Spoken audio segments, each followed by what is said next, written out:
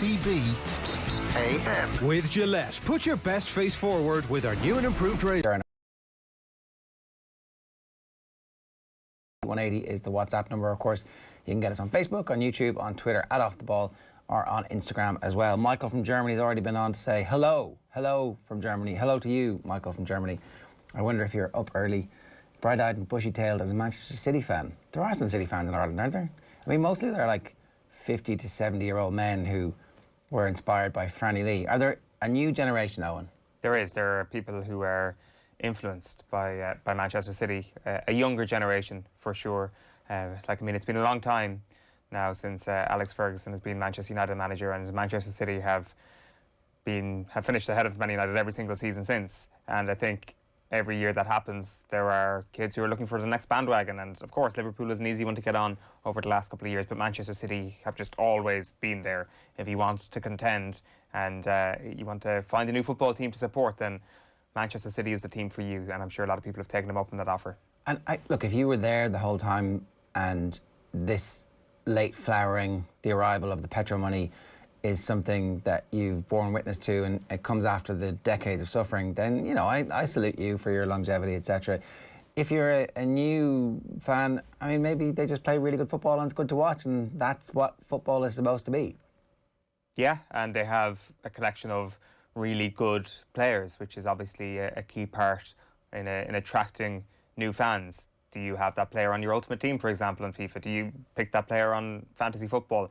They're good kind of selling points to attract new fans. Now, they wouldn't be the sort of fans who will show up outside a stadium and hold a flare in the air and try and get an open top bus going on a night like last night, but they will be kind of tuned in through some platform on the internet around the world nonetheless.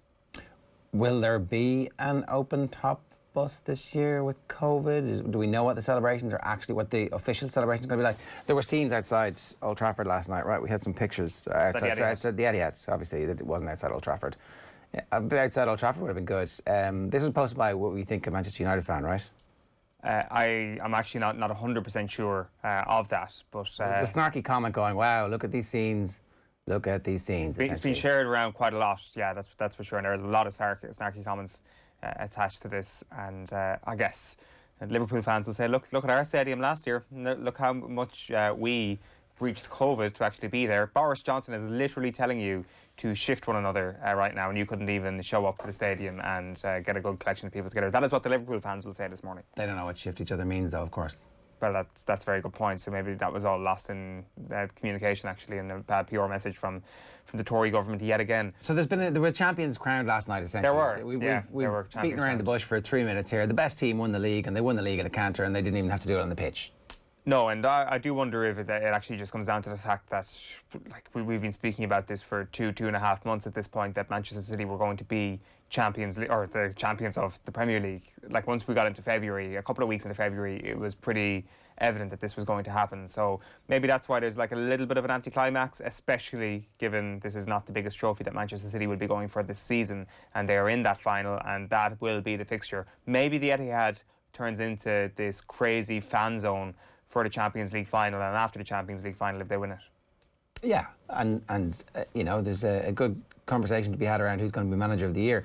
If Brendan Rodgers wins his next 2 games, he has essentially locked up qualification for the Champions League and beaten Chelsea in the cup final. That's not too bad, is it? No, he's a good shout for manager of the year, actually. I hadn't really thought about it before now, because last year it was so obviously going to be Jurgen Klopp, and when Pep Guardiola went up with 100 points, it was so easily going to be him. Now, I'm not even sure if the two of them won manager of the year, to be honest with you, because quite often there is a relegation story, or avoiding relegation story, or in this year's case, a Champions League qualification story, which represents an underdog. And for me, that is what represents a great manager. Can you get something that is greater than the sum of your parts? And I think with Leicester City, you have to say that they will be doing exactly that if they qualify for the Champions League this year. You incorrect. You assumed wrong. Yeah, but at least I caveated it by saying I'm not even sure. You did, yeah. You were. I was like, hang on a second, there's something. Who did win it? Oh, Nuno. Did Nuno win it? No. Think again. What was the managerial story of 2019 with the free-flowing football, the split centre backs and the 3-back partnership, and the amazing wing backs, and the Englishman doing it? 2019. What even happened in 2019? Like Sheffield United were everybody's favourite team. Sheffield United. Chris Wilder won it two seasons ago. Yeah. Or last season. Was it last season? 2019, Chris Wilder. 2019. So then last season was Jurgen Klopp. Oh, did he win it for what? Did he win it for getting them? I don't know. No, last season was Sheffield United's first season back in the league. So he won it in 2020. Jurgen Klopp won it 2020. All right, so Chris Wilder won it 2019. Pep Guardiola won it 2018. Sorry. So they gave it to somebody who. Is that the first time? Yeah, Chris Wilder, who took Sheffield United up from the Championship. That's mad. They didn't. So they obviously have managers of the year for each of the divisions, and then they have an overall manager of the year. Oh, okay. And they were like, no, Pep, we don't like your type around here. Okay. You've got too much money, Pep. Well, that's the thing. Like, I mean, how much credit do we give Pep Guardiola for the mid-season uptick in form? Because at the start of December, I know Roy Keane, that clip of Roy Keane at Christmas time is being shared around now, saying he doesn't think Manchester City are going to be Premier League champions, or that they'll come close to it. They were mid-table at that point. That when Heung-min Son scores that goal, or was it November, December time, and you kind of start thinking to yourself, well, there is a blueprint to beating Man City here. And look, Pep obviously deserves a lot of credit for the football that they're playing and for the style that they have managed to uncover in Europe, which is similar to the style that he was playing in his absolute peak when that Barcelona team was the greatest team that we've seen play football ever, perhaps. So I think that, like, we probably take for granted Pep's managerial abilities because of the money and because of the endless resources that he's had at his disposal. And so therefore, when they win the league at a counter like this, and when they do it not on the pitch themselves, and when they do it when they haven't won this week, it's like a bit of a shrug of the shoulders. But ultimately, when the story of English football comes to be written, there will be a turning point of Guardiola arriving and turning Manchester City into a super club. They had the money before this, but they didn't. You know, we've seen many teams waste money. You've seen Manchester United fritter away. Is it $500 million? Is it more than that over the last decade or so? And the money wasn't a guarantee of them being able to win a Premier League title. So Pep has arrived, and the money has guaranteed title after title. And his record now, it's going to be very difficult for anybody to stop them. Chelsea, I think, are the best hope for a team to go toe-to-toe with them next year, so we do have a title race. I mean, you really hope that Liverpool are going to be able to get back to the level they were at with the fans and with Van Dijk, but there's huge ifs around that. And has there been a fracture in the relationship between Jurgen Klopp and John W. Henry? I don't know, but like, at least there are storylines that we can look forward to for next season. But the main thing that we're almost guaranteed is that Manchester City are going to be very good next year. But without question. And I think maybe when you think about who's going to contend with them, I think it's going to be those four. And maybe we get to a stage now where the big four will actually be more concrete in their existence. Like, obviously, before Manchester City and their emergence, there used to be that big four that used to be relatively concrete. Whereas now I wonder, are those four actually going to be the ones that dominate for the next couple of years at least? I know that Liverpool and Manchester United maybe have a little bit more work to do to keep pace with Chelsea and Manchester City, I think. And Manchester United may well finish at top of the table next season. They may well win it because they've got an outstanding squad. But I'm talking about once you start to lose players, Manchester City and Chelsea can just get the checkbook out, and if that player doesn't work out, they can sign the next player and the next player. Manchester United need to be a little bit more wise. They can still spend a load of money. But maybe not quite the bottomless pit that Man City have. I wonder what City's signings many of them have been failures. Certainly not as many as United, though. But for the first year or so, like, you know, João Cancelo, nowhere near the team last year, playing a good bit of football this year, but not in their first team, cost 60 million. That fullbacks and those centre backs that they've spent $500 million on at Manchester City haven't worked out to the point where eventually Ruben Diaz hits and it's grand. They still won 3 out of the last 4 league titles. Like, they spent a load of money on Kyle Walker, they spent a load of money on João Cancelo. I would say the two of them have proven to be massive successes at this point. Cancelo in his first season did not play and was not considered a success. He is now, though, and like that's what. Whereas with Manchester United, there was a certain number of players who didn't manage to turn that around. Now that is probably down to the fault of Jose Mourinho in particular, who's maybe got a bit of a short fuse when it comes to his patience for players who need to ease themselves into a new team, for example. But like, I mean, you look at the Manchester United contingent in Serie A, for example, all those players have at one point or another succeeded in Italy to a point that we didn't see at Manchester United. And that's not just down to the fact that they were all of a sudden good at football now and they weren't good at football a couple of seasons ago. The conditions weren't amazing for them, whereas at Manchester City, the conditions maybe weren't brilliant for João Cancelo, and Pep Guardiola looked into that. Through it, yeah. And now we've seen this season. And so that's the sign of a good manager. Exactly, and that's why I think he does deserve some sort of credit. I'm with you on that he does deserve some sort of credit for this season. But I think Leicester City getting into the top 4, I think may swing the manager of the year for Brendan Rodgers, because he's been brilliant. And like, I mean, there's been this school of thought out there that they bottled it last year, that they would bottle it this season. They've got a couple of very tough games to finish this year. I wouldn't be rushing to say that they choked, given that the team they'll sacrifice their place to would be Liverpool more than likely, and the resources that they have. And they're coming off winning an unbelievable Premier League title last year. So this is an overachievement from Leicester to finish in the top 4, no question about it. But they're the one club you could see legitimately building on it over the next couple of years. Well, could you? If Rodgers stays, yes. But if Rodgers goes, what do they do? Well, I'm talking about the situation where Rodgers stays. Right. Now, the situation, like, where does Rodgers go if he leaves? Like, does he go abroad is the question I have, because is he going to, if he wants to stay in the Premier League, he's not going to go to Manchester City, he's not going to go to Manchester United, he's not going to go to Liverpool, he's not going to go to Chelsea. Why on earth would he go to any other club? Well, because of the money, because of the investment possibilities that Spurs have. Spurs were considered by the rest of Europe to be worthy members of the European Super League. They didn't just volunteer and were like, yeah, grand, come on down. It was like the rest of Europe was like, okay, that club is worth a certain amount. That club will be filling stadiums in London, you know, one of the biggest megalopolises and most important financial centres in the world.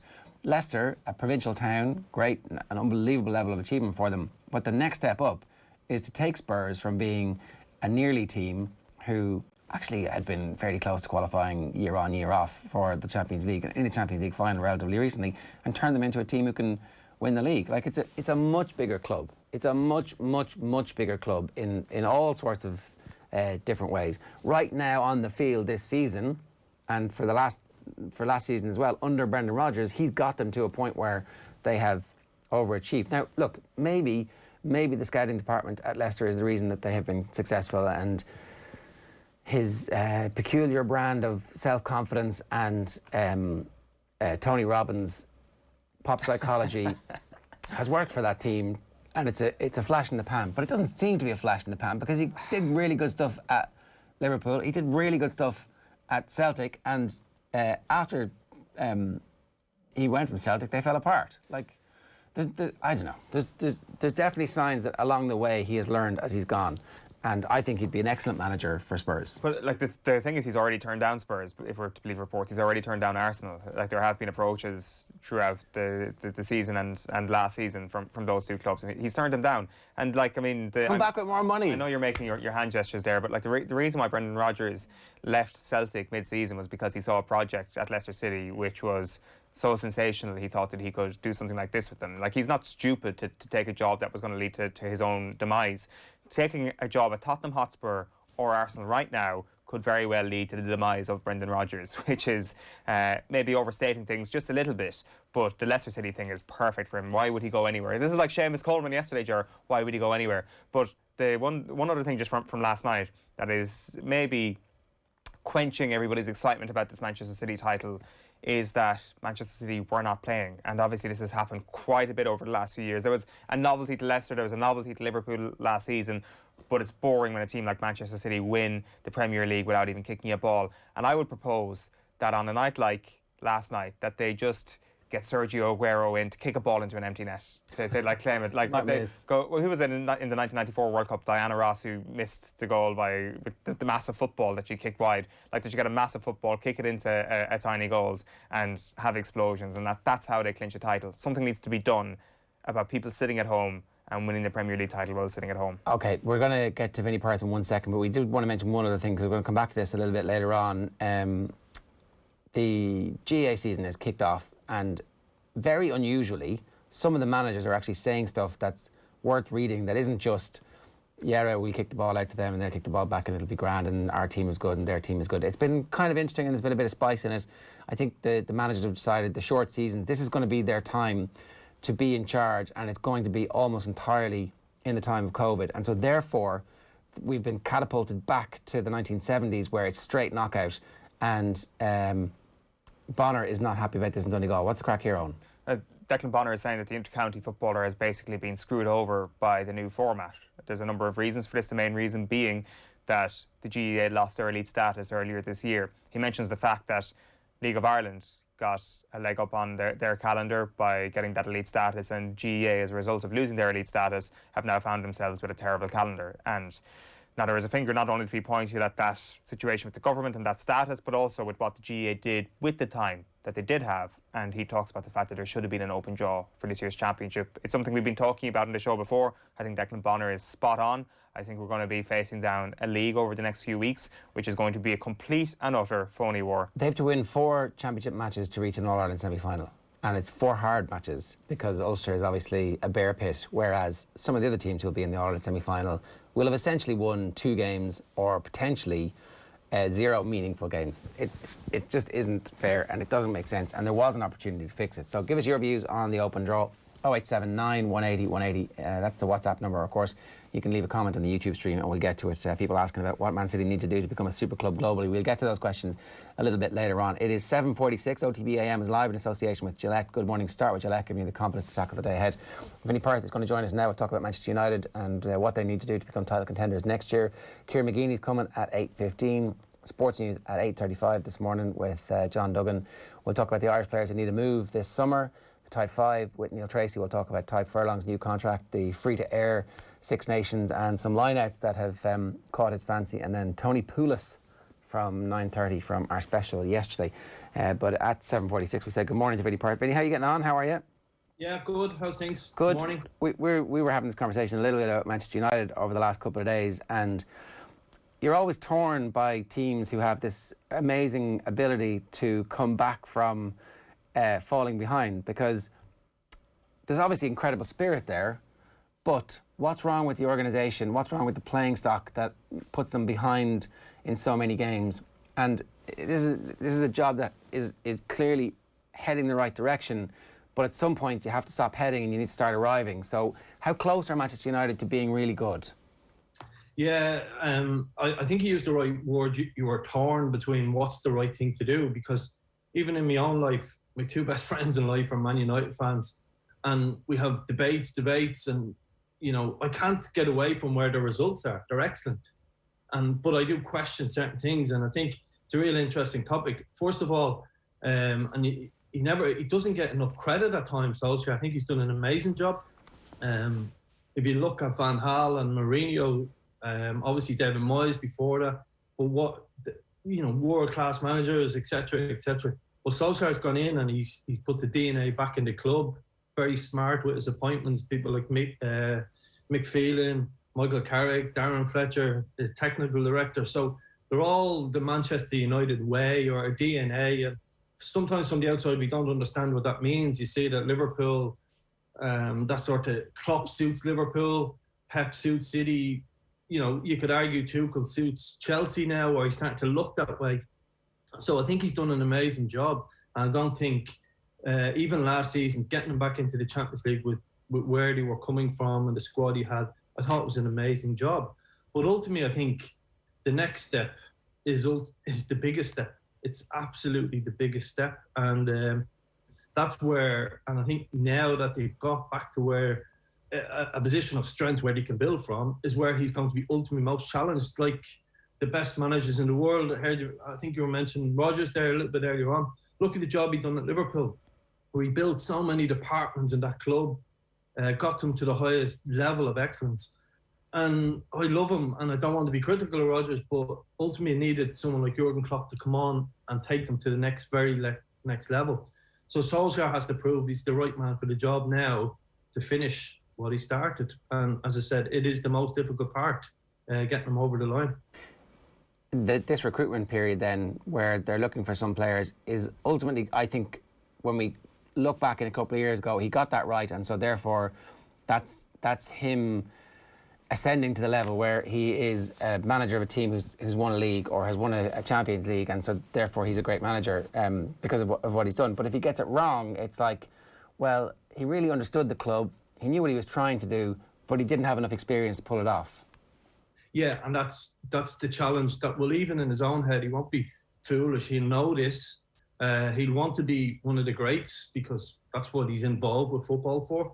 And the recruitment is huge. And I think people have said things like they need a big centre forward, they need this, they need that. I think I think it's a mixture of all of them things. I think when you look at the other clubs and you look where the squad currently sits now, and actually to explain it, because sometimes when and I'm obviously talking from a tactical point of view, what I've noticed against them and different things, and it's just, I'm only throwing this out there as an opinion. I'm not saying I'm right in this, but when I had a look at the squads and I put together some slides just to explain it, so and we'll stick them up on the screen real quickly to give you an idea of where his challenges are, and I just want to question some of them. So on them slides, we look at, I suppose the first one would be his current squad and where they're at now, okay? And in terms of their stylistic. So we would have heard Damien Delaney and Brian Kerr have this argument, and we all sort of seem to have these arguments ourselves. But I would have said, when I look at Damien's argument, in terms of United, or Bielsa has said United are tactically boring, okay? So they play a 4-2-3-1 system. And really the team would have McTominay and Fred as two defensive midfielders. Of late, Pogba's played off the left. And that's ultimately their style of play. Pogba off the left, and then it's Greenwood or Rashford, it's Cavani up front, and it's Shaw, Wan-Bissaka, and that's their style. And it's not like anything over tactical. And when I move on to the next slide, I don't know, are you getting those slides there? Yeah, we've got Fred, McTominay, Fernandes, and Pogba. Yeah. Oh, right, sorry, just on my screen, it's just down a bit. So that's really Manchester United style, okay? So, but when you move on to the next sort of slide, it's City, okay? And one of the great tactical managers is obviously Pep Guardiola. He has worked on different things. He's got his back three, generally Rodri dropping in, making a back three. He brings one of his, this time it's Cancelo who's playing left, coming in as an inverted fullback. And that allows all the magic of De Bruyne, of Mahrez, of Foden in 1v1 situations out wide, and tactically that's his style of play at the moment, and he always is evolving, okay? And the reason why I bring up Manchester City, they're the team ultimately have to beat. The next slide is the next team they will have to beat, I feel, is Thomas Tuchel. And again, he's come in, he's got a load of good players that Lampard has signed, and he's made them a great team. Why? It's the same players. Again, he plays with that back three. He gets Azpilicueta or Rudiger not afraid to break out that back three. And he always have Kante or Rodri or should I say Jorginho sitting in midfield. But Kante we've seen get forward as well. So teams have to negate that. And on top of the screen there, Reece James or Alonso, whoever it is, the fullbacks really high and making stuff happen. And again, the front three. And then the next slide is someone we think will come back into the mix for winning the league, Liverpool.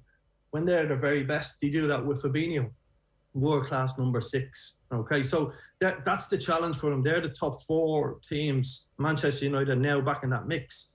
And when Bielsa says they're boring, and I move on to the last slide, ultimately I think this is where Solskjaer wants to get to tactically. Does this make sense to you? In terms of, like, I feel everyone is looking at that team. So we've the front three, Cavani, Rashford, Greenwood. Okay, Martial can come into that, James come into that. And at the moment, Pogba is playing in that sort of wide left, and he's playing narrow. When he first took over, he had Matic, Pogba, and Fernandes, and they were brilliant. But Matic's legs have gone. He was good enough as a number 6 many years ago, not anymore. So for me, I'm saying surely a centre half of the quality of Diaz, Van Dijk is where the money should be spent, or else, and as a defensive midfielder. And while I wouldn't write off McTominay, I just feel they've got to get world-class players in these positions. And I just put this graphic together to show you this is where the challenge will be, and this is where, for me, the argument has been with my own mates, the argument about being boring is Shaw and Wan-Bissaka then good enough to do what Robertson does, what Trent Alexander does, what Reece James has done? They play a slightly different system. But you get the point of making what Cancelo does. And all of that is designed around allowing a little bit more freedom for those front 3 players. with the door closed at the back, and United have to stop conceding goals. I don't know whether they can win leagues by constantly going behind, and albeit they've done brilliantly to come back. So I think the challenge for him tactically is to come up with a system that suits his players. But at the moment, he's had to keep Fred and McTominay sitting in front of the back four because his two centre-halves haven't got enough pace, aren't good enough to get Sheahan and Wan-Bissaka on all of the time. And that's holding them back at the moment, I feel, from being a championship winning side. So it's just a different argument on it and a different discussion. But I think that's his biggest problem at the moment, where it's sexy, for want of a better word to say, they should sign Mbappe, Harry Kane, Haaland. And they should sign them if they become available, because we're all told United are the biggest club in the world. I think they are. But they've got stylistically and tactically a couple of other issues to sort out first, I would feel. I think the Cavani contract as well might quieten the thirst for a centre forward for the time being, and I think most Manchester United fans will agree with you that a number 6 is where that money should be spent, and then after that maybe another centre back. Like, it's interesting that you're picking out examples here from Chelsea and Manchester City, who at times, Chelsea basically all the time, are playing with a back three. Is there a world in which you see Manchester United using that just in certain situations next season? And I mean from the starting lineup's perspective. Yeah, well, I don't think they have the players to do it. Like, there's no doubt Wan-Bissaka, for argument's sake, could probably do it, but I don't think he's good enough on the ball to do it. That's the difference with, say, John Stones. Wan-Bissaka is quicker than John Stones, but John Stones is and again, this goes back to stylistic.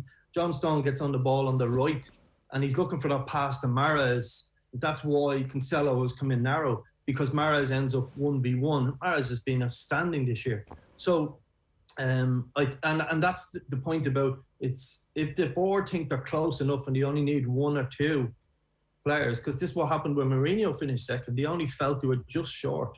And he, to be fair to him, he said, no, there's a squad overhaul needed. And people were saying he's playing a game with the board, etc., etc. But I actually think he genuinely believed there was an overhaul needed of the squad. But what someone like Greenwood has done, surely that's meant they haven't spent 100 million on Sancho last year, or whatever that figure is. So, like, Greenwood is on his way. They now must take a long-term view and say, his goal last night was a sensational centre-forward goal. He must go, he's ready to come through. And they've got James, they've got Martial. They're not that weak in the forward positions. It's the challenge is that number 6. And I was thinking about saying, I'm sure one of you's going to ask me, who does that job? Who is the next number 6?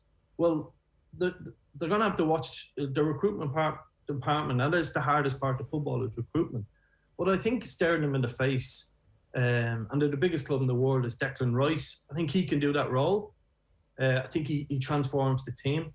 And also, the job of managers is, you look at Ancelotti, what he's done to so many players, he's made them better. Klopp has made Jordan Henderson one of the best captains of Liverpool, or he's up there. He's won a Champions League, a Premiership.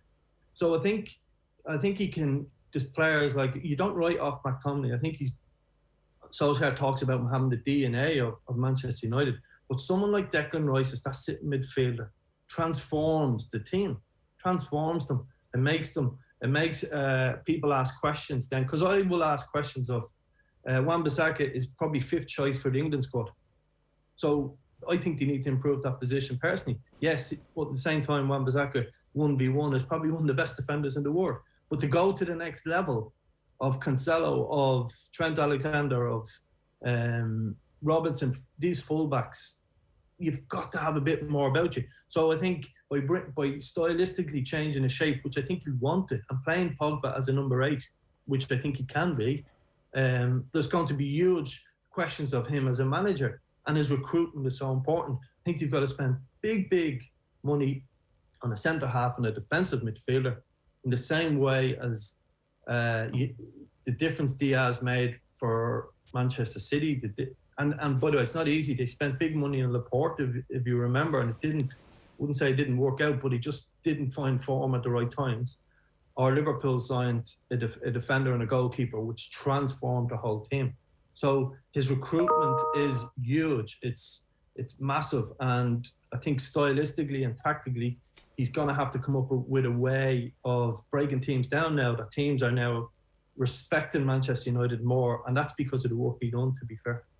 Declan Rice kind of works in a couple of different ways in the looking back at the slides that you showed us, because he's that defensive midfielder who obviously can turn your centre-back partnership into a 3 whenever you need it to, but also frees up Pogba from some of the responsibilities and is kind of this perfect trio in midfield where it's Pogba doing what he's supposed to do, and you've got Rice as your insurance blanket, and then also you have Bruno. So it works it works in both lines.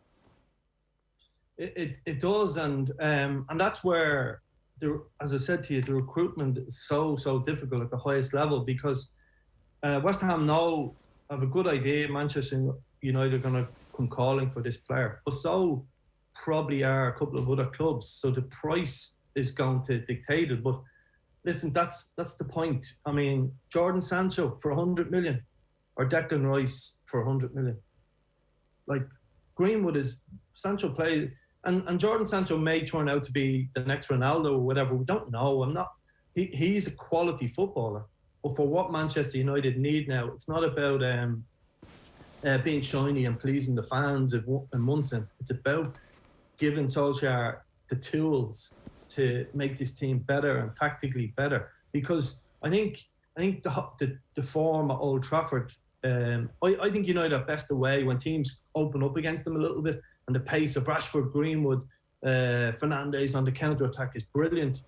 But I think where they struggle at home, and part of the reason they struggle at home, is teams sit in a little bit against them. And that's when I don't think Shaw's been in people's team of the year this year. But just being him and Fernandes then in modern day football, you've got to be brilliant in the fullback areas. And are they brilliant? We don't know yet until we get them higher up the pitch and see where it is. Sorry, when I say Shaw and Wan-Bissaka, the two fullbacks. So that's where Rice, for me, is one fix. Someone like Ndidi, maybe what they end up with at Leicester. That's just two that's in front of their eyes in sort of the Premiership. But they're going to have to get a centre-half as well. They're leaking too many goals. And if you look at what they've done this year, they've basically the same record as City, more or less, except I think City have drawn 5 games, they've drawn 10. And that tells you it's a fine margin, but it's a big step as well at the same time, because I think Chelsea are going to improve under Tuchel, and we presume Liverpool are going to get back to their best under the club. So he has massive challenges.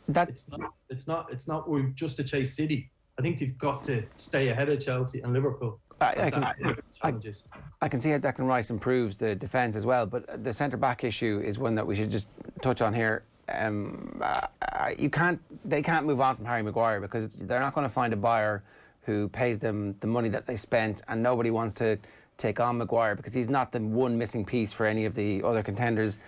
No European team is going to sign him. Harry Maguire is kind of, they're stuck with him in some ways. The partner for Maguire, Lindelof, is kind of eventually touched off by at the moment and seems to be getting the nod for most of the big games. What's the issue in the partnership? Is Maguire an issue, or is somebody capable of partnering Maguire and elevating that partnership? So he needs someone to elevate him. I don't think he's the problem. I think he's he's up there. He'd be England centre half, etc. But England are going to have challenges because if it's John Stones playing beside him, and it's good to use England because that tells you that. Because if John Stones, who is a brilliant centre half at Man City, the team that's going to win the league, him and Harry Maguire probably won't work great together, and they'd be vulnerable to pace. And Southgate will be wary of that, okay? And that's where he'd probably be careful with which fullback plays with. So to answer your question, I think he needs a really quick centre-half with him. And ultimately, this is the difficult part in football. As I said, City spent big money on Laporte and it didn't work out. So he's got to have a quick centre-half with him and someone who's good on the ball. If United are now going to become a dominant team. So there's challenges with that when you look around world football. Who is that person? I like Fofana Leicester. But remember, they spent 30 million on a 19, 20-year-old kid who's had 2 or 3 years.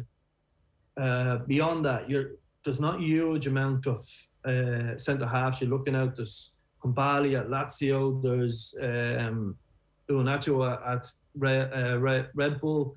There's all these players, but there's no guarantee they're going to work out. That's why I say the next step is the most difficult for them. So, long-winded answer, sorry, Ger, but he needs pace beside Harry Maguire. Really needs pace. Would it be ridiculous to stick Aaron Wan-Bissaka in centre-back and turn him into a centre-back given his defensive qualities?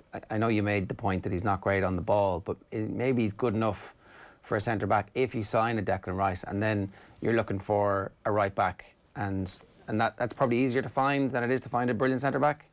Yeah, no, there's an argument for that. I mean, when you look at Liverpool, again, using Liverpool, when Fabinho goes in as that defensive midfielder, Nat Phillips and whoever it is, we've seen Williams the other day, but Kabak, is it the Turkish guy?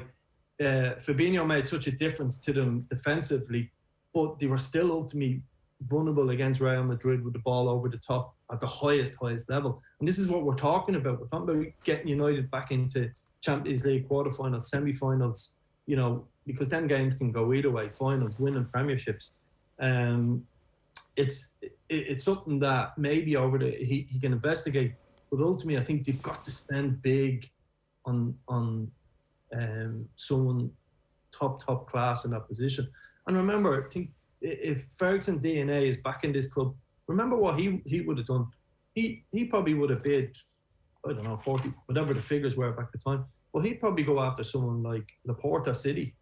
He wouldn't be shy about doing that, you know. He'd done it taking Arsenal players at the pump, like if you remember Van Persie. So he wouldn't be shy about doing it. I think they should try a cheeky one to Laporte and see can him and Maguire become a good partnership, or they've got to find a gem there. The World Cup and the scouting department and watching the World Cup this year is important for them. So I think it's huge. I think it's huge for them. It can just as easily regress at Manchester United as it can go forward. And I think then I tried to illustrate. It's just a discussion point. Illustrate where I think the challenges are now, because as I said, I think you respect them now and you drop off a little bit more and you say, right, come and break us down. Yeah, I think we've struggled with that. Look, he's definitely fixed one of the issues in that there was no real belief that the entire project was making progress. That's clearly there, and he's got Pogba back playing well. I don't know what you think about Pogba. Do you cash in on Pogba now that he's playing well? He's going to go to the Euro, he's going to have a good scummer. It's going to be an opportunity. Maybe you could convince Paris Saint-Germain if Mbappe goes to spend that money on Pogba, and all of a sudden you have that long-term money that you can sign somebody else if you want to. I don't know where you stand on Pogba. Yeah, I think Pogba is world class. I think him, Fernandes, Cavani are definitely world class. I think there's a lot of players there that can go to the next level, like Greenwood, Rashford. They're almost there, and they need world class players around them. And that's why I used Henderson earlier on as an example, where you can kick on if the team is right. Great managers, brilliant managers make very good players, brilliant players. So I like Pogba. I keep him at the club. Unless there's times where teams cash in on players. You remember Liverpool cashed in on Suarez and made them a better team as a result of it. So if big money came in for Pogba, fine, but make sure you have a replacement for him that's equally world class. And I think when you look at the goal against Roma, the first goal often is so important in games. Obviously, Pogba ball into Fernandes is step over, Cavani puts it in behind. It's just a world class goal. And them three seem to be on a different wavelength, and you can see them grabbing Greenwood, and he's coming along as a result of being about great players. And that's where I don't think the challenge for them is from that front up. I do believe that ultimately their fullbacks may be short, maybe, but if they fix the 6 and the centre half position for the defensive midfielder, well, then we can start questioning that. And then it's a smaller fix. It's only 1 or 2 players. So it is listen, I keep saying it, they're close, but the next step is massive. And is he the right man? We're going to find out, I think, because I think there's a bit of harmony there. And I think ironically, the whole European Super League thing means the owners are on the back foot, and they'll probably, if they're going to stay at the club, they're probably going to have to throw money at it, and so it might work out in Solskjaer's favour. Vinny, good stuff. Thanks a million. That was great. Thanks a lot. Thanks, lads. Vinny Perth there with the brilliant analysis of exactly what Manchester United need to do and why and maybe who. If you agree or disagree, we'd love to hear from you. 0879 180 180 is the WhatsApp number. This is OTB AM, live in association with Gillette. Good morning. Start with Gillette, giving you the confidence to tackle the day ahead. It's 10 minutes past 8. Plenty more to come here. We are going to be talking with Kieran McGeeney in just a couple of minutes' time. We're going to run you through the sports pages, and we're going to hear from Tony Poulos a little bit later on as well. Good morning from Canada, OTB, says Stuart. Man City were always going to win with the best depth in quality in their squad. They lose players and still win. Manchester United and Liverpool missing or rested or injured players, they lose. Ole Gunnar Solskjaer's biggest challenge is Patrick is undoubtedly getting the board to back him. He didn't get one of his targets last summer. And Frank says the longer OGS remains in situ at Old Trafford, the bigger the mess will be when his successor takes over. Because make no mistake, Ole Gunnar Solskjaer is not the man to win Premier Leagues and all the rest. Just on Patrick's comment there, he's right in that he didn't get his targets last summer, but the Jadon Sancho situation now looks like a piece of genius, keeping that £100 million in their back pocket. Now, I guess it may have been pandemic informed that they didn't want to spend that sort of money when they knew that they wouldn't have fans in the stadium. But maybe they just knew that Mason Greenwood was about to go on to this other level. Let's not forget that he finished last season in brilliant form, and we were talking about him glowingly.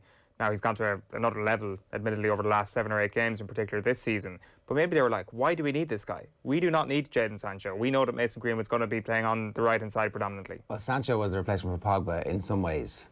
Like, we didn't know Pogba was going to turn back into the player that Pogba has become, and very different players. I mean, okay, but it's like, you know, as you cycle through, you can build a team, you can put Fred, McTominay, Sancho, and in that team, and Bruno, and suddenly, do you know what I mean? Or maybe Greenwood through the middle and Sancho on the right. Maybe that's how they still see it. Maybe that's still the plan, that Greenwood becomes the successor to Cavani after another year. And you can see that Cavani's not going to be there forever, because obviously he's old and he is not always fit, even when they want him and when he's been back. So, you know, they look like they do have a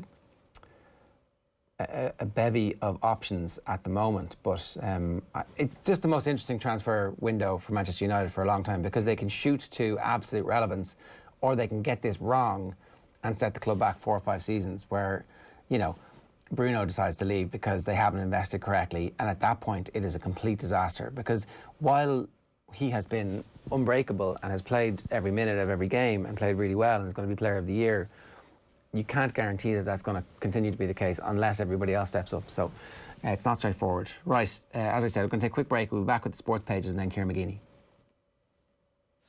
AM on OTB Sports Radio, Ireland's first and only sports radio station. The Saturday panel on OTB. We had zero training. I mean none. We were just picked from our provinces, put in a plane and sent down in front of 50,000 people. We took a 5-0 lead against Serevi's Fiji, and they managed to beat us 56-5. Don't miss the panel every Saturday afternoon on OTB Sports Radio. Tune in 24/7 on the OTB Sports app.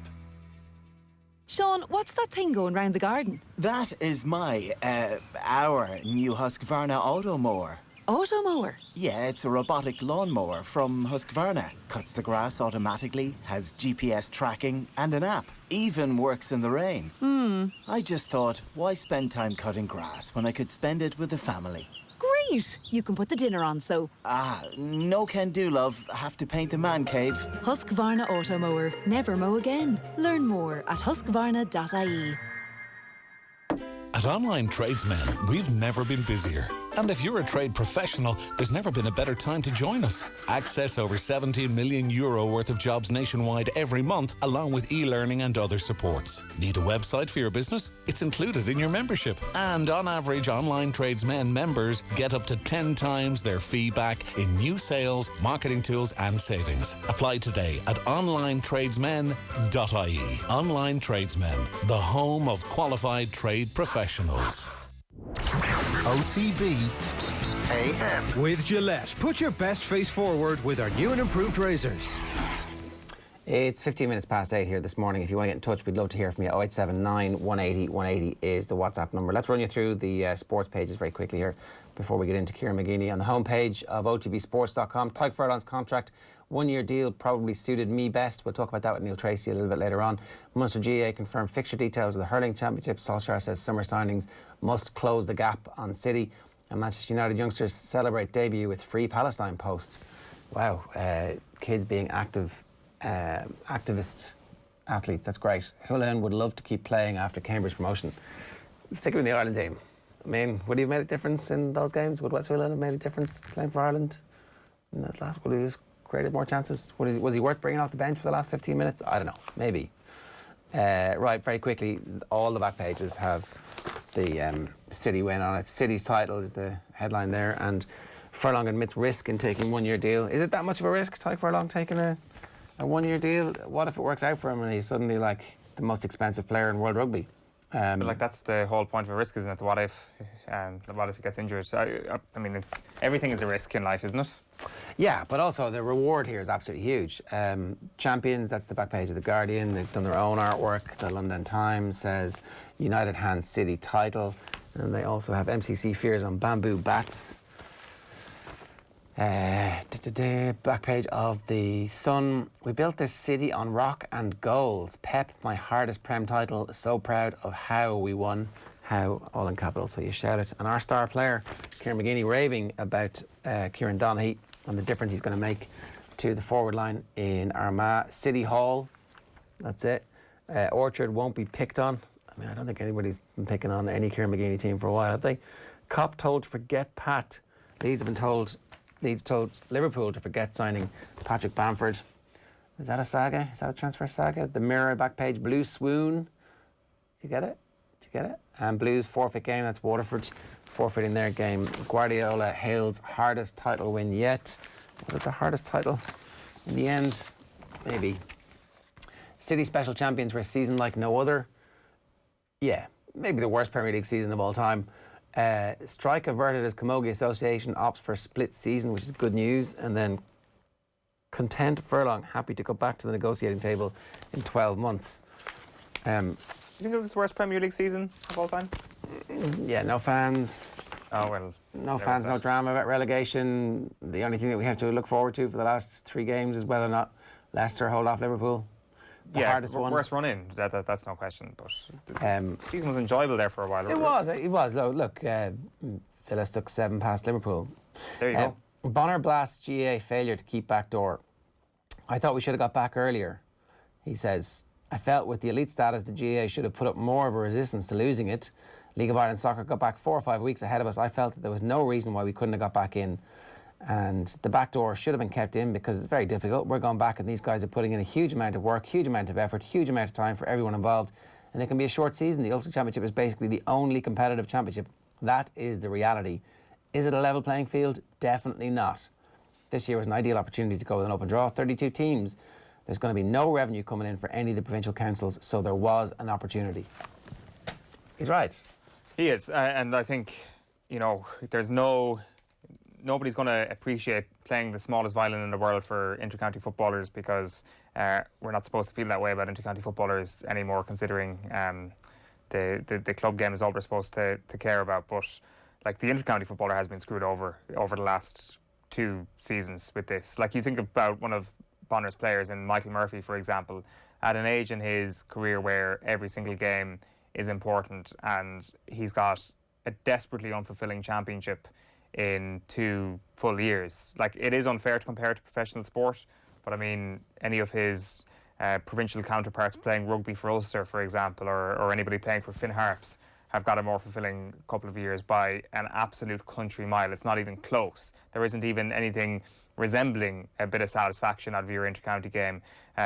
Like, it is fantastic that we have a split season this year and that the club is going to get its time in the sun once again, and it was absolutely brilliant last year, and that should not be touched whatsoever. But it just feels that there was not enough done with the time that the GAA had with the inter-county season to try and make that feel a little bit more satisfactory for all those intercounty players. Again, nobody cares. Nobody is going to feel too down about the intercounty footballer because that they've. But we should like that. You know, just because there has been this kind of anti-intercounty stuff for such a long period of time, where it's almost a sin. You've sinned, son, to say that you like the intercounty game. Like most people like the intercounty game. That's how most people end up. With their first kind of falling in love with the sport, as opposed to watching their parents train, which might be another way that people fall in love with it. But there's a whole swathe of people whose first thing is actually, and first exposure is the intercounty game. And it's great. Those matches are brilliant. When there's two good teams up against each other, there's 3 or 4 times a year that it happens, they're absolutely brilliant. And I think that if any other sport had a Michael Murphy, they would have been marketing the hell out of this absolute totemic genius. But instead, what we've done over the last 2 seasons is maybe 1 game and you're out, buddy. Maybe 2 if you're lucky. Well, here's the thing. Look at the season Tony Kelly had last year. This absolute genius of the game. And I would say that was a relatively satisfying championship for Tony Kelly, given coronavirus. Then you take the football equivalent of it and you take away just one simple thing, which is the back door. Well, how long would that take? 2 extra weekends? Maybe 3. Granted, weekends are at a premium at the moment.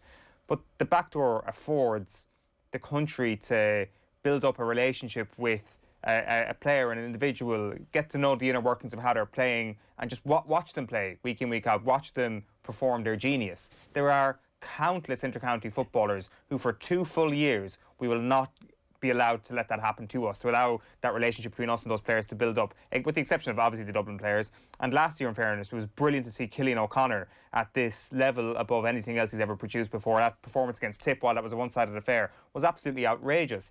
But how many of those performances did we miss because of the fact that there was no back door? And how many of those performances are just not going to exist this year? I don't care if David Clifford scores 3 goals against Galway this week, because nobody gives a shit about the league. Clifford didn't care one bit when he lifted the trophy last year.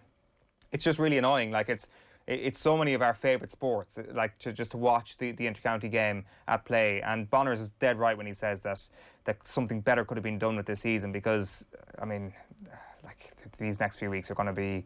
Everybody's going to be talking about how meaningless they are, and once the championship starts, it's like, oh, that was good. That was a good game between those 2 really good Ulster counties. Oh, and one of those teams just doesn't get to play again for the rest of the year.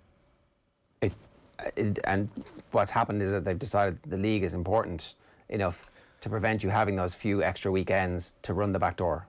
Like, and I made this point a couple of weeks ago, and in fairness, people came back saying, well, you have to have the league as a way of betting in fitness, and we're going to see injuries, and that's fair enough. And have like a pre-season tournament that's where there's no relegation and promotion, so these matches are an opportunity for you to do that. Like there was a way around that if they wanted to work it out. Or a championship that your first game wasn't as important as it is in this season, where, like, say if there was maybe a lack of fitness, maybe if people weren't 100% fit going into their first championship game, maybe if we could have created an environment for that not to be overly important, where you were guaranteed 2 or 3 games, meld them into one.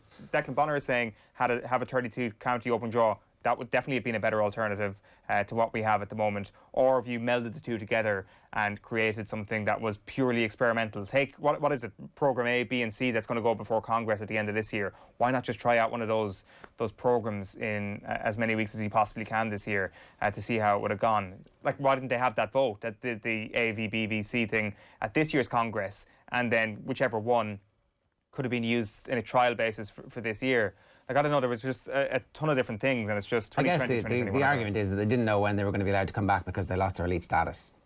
When it came to this year's Congress, that is true. That is true. There wasn't any definition about it, but I guess it comes back to the fact that why were they in that position in the first place? And why do you think? I mean, I think they were probably in that because of what happened at the end of last year. Like, that's. But like, did they not salvage their reputation after the Intercounty Championship last year? I mean, the scenes that people were rightly up in arms about were from the club season late in the summer.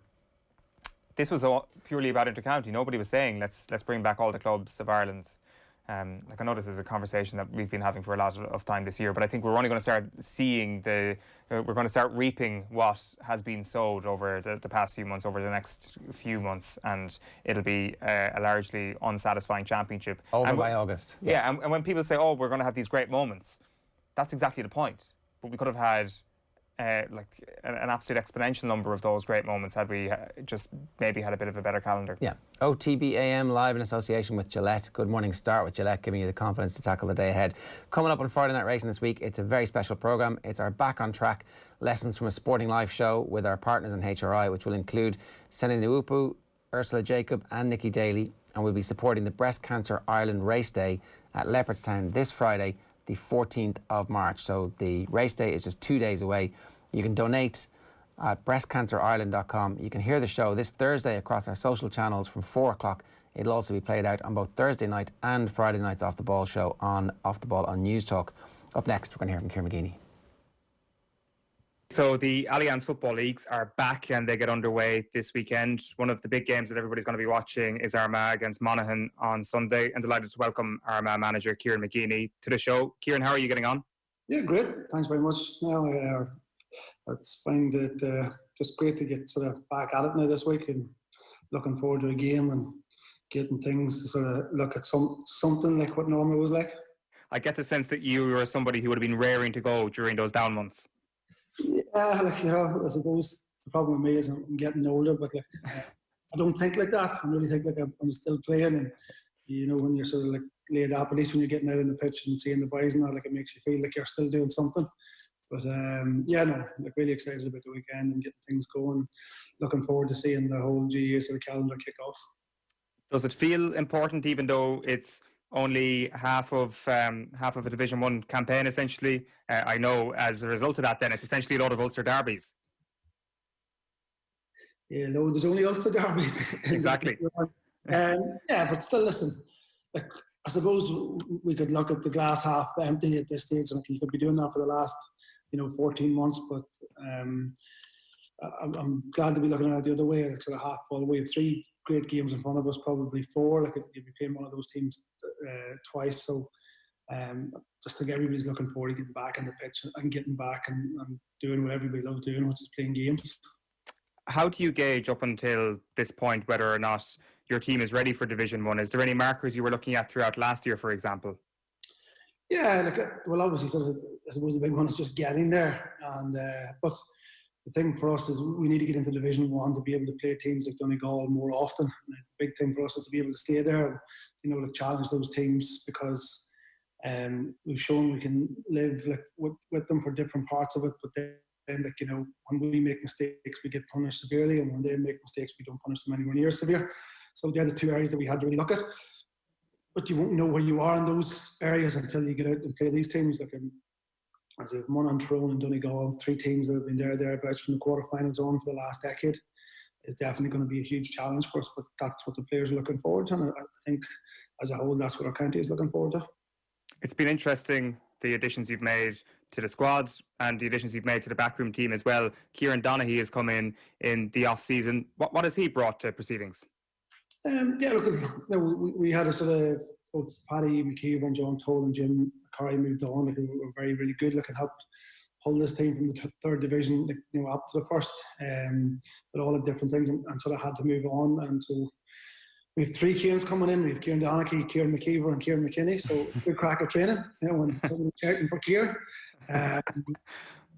But I think all the 3 new coaches coming in are adding a similar thing. The big reason I went after Kieran Donaghy was because as a player, his raison d'etre was to bring other players around him into the game. He was a great focal point, not just for a target thing, which I think oversimplified his role, but he was very good at looking at plays beyond the next play and bringing the key players into the game through his own movement or his actual physical contact on the ball. So I just think it's something that we were missing. And then just with his basketball background and his fresh pair of eyes in the out of the game, very keen, great character in terms of his very funny fella, but like himself, just likes to crack a few jokes every now and then. And then, he's worked well with Kieran McKeever in the past and as a rules as a player. And Kieran McKeever would be quite a similar person, being centre half back and captain of the Armagh team, another player who's very good at driving the team on, taking other players into it, and pushing on.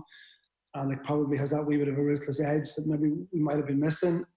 And then with Kieran McKinney coming on a full-time sort of basis to help us as a goalkeeper. Because let's be honest, it's probably although it's a new sort of position like in terms of Gaelic and getting a greater profile, it's still a shit position to play. Like you make one mistake, like you're a villain. Like so, it's you need a certain type of mental capacity to deal with that. Like and he's been brilliant. Like the two young fellas we have in there, like and he's good. So yeah.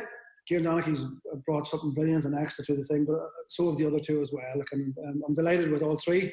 They've come in, like, and they've been working hard, even like during the lockdown. Like, they've been ringing players and talking to them and trying to just keep everybody sort of like quiet up and stuff like that when you could do nothing. So, yeah, very happy, very very happy with things. Kieran, am I right in saying that this is your you've got on a consecutive run involved with intercounty teams without a break since you started playing in '92? Yeah, I started playing in '89. 89, sorry. Yeah, but everybody puts it down as '92 for a reason. I don't know why. Started in September '89. It was the end of my 6th year at school. So first game was against Donegal. I'll never forget it. I got a fair rap, so I did. Welcome to my senior level. I was only a child, like basically. But yeah, I suppose it has. I don't probably look at it that way. But when you stop playing, you stop playing. That's the end of your career, like so. Yeah, because like it was such a quick transition from the pitch to off the pitch in a coaching capacity as well. And I wonder, in the coaching side of your career to date, what has been the biggest thing you've seen change over those 14 years or whatever it is at this point? Everything. We're just seeing it in the last call, like people, but like they just mentioned that some players leaving and going, like is it just too much? But it's difficult to sort of like I suppose I've transgressed like maybe 3 or 4 different generations like in terms of sport. But like when I started back in '89, like it turned out to training to run. Because of September, October, then you had a pre-season like for those 3 games before league. Then you came back in January and February, and you had another pre-season before the 4 league games, and then you had a 12-week pre-season before the championship, and all of it was revolved around running and running and running and running and running and running and running. And now all you get is football. Outside of the pre-season, like you do maybe a 6-7 week pre-season now in GA, and it's all back really to football. Like it's all football stuff. So, to say things have got like out of hand, I think the opposite. Like I really genuinely do. Like you're just always playing football. Like everything's put on the plate for you. Like whether it's psychology or strength and conditioning and stuff. And in general, I think 85% of inter-county players love it. So they do. But as you know, bad news sells better than good news, so I think it's 6 times better. I think I've put a stat in it. So just everything has changed, every single thing. Relationships between management, how we do things, how we train, like how we prepare, how we play, how we refereed, how we're governed, you name it. Like there hasn't been anything that hasn't changed dramatically. And all for the good. In fairness to the GA, we'll all be sort of like knocking them, and they definitely don't get everything right, but like, we're going in the right direction, albeit slowly, but we're still going in the right direction. And what about from your perspective as a coach then? What has been the biggest thing that you've learned, or the biggest change maybe that you've made yourself over the last few years? I suppose listening. You can have very strong opinions about things, and they're just based on my journey to date, like rather than somebody else's, and we all have a different perspective. And I try to listen a wee bit more, and like I definitely like to think I listen and learn from a lot of different people, and I try to apply what I learn. But I suppose the big thing is listening. Like players are far more clued in nowadays than they would have been before. The way we deal with them in terms of the relationship, and then having an input on how the things are done. Not everybody agrees with that, but I do. I think it's very hard to ask people to give total commitment and not giving them a say in what can happen. So I suppose that's the biggest thing is trying to listen. Maybe not everybody might agree with that particular thing, but sometimes they don't. I would like to think I do a lot of the time. How different is that to being a captain then, Kieran? To being the fella who's delivering these memorable speeches in the dressing room? Of course, I'm sure listening is part of the captain's role as well, but I assume it's nowhere near the level as the leader of a team of coaches and of players. It was funny, we went through a very sort of funny patch at Armagh around that time from 96 to 2002. Like when Brian McLinnan was superb, like and changing us, but like it was probably the old style away. Like the 10,000 hour syndrome, like we had the 10,000 egg syndrome, like, the 10,000 eggs against the wall, and the ones that don't break, they're the ones you keep.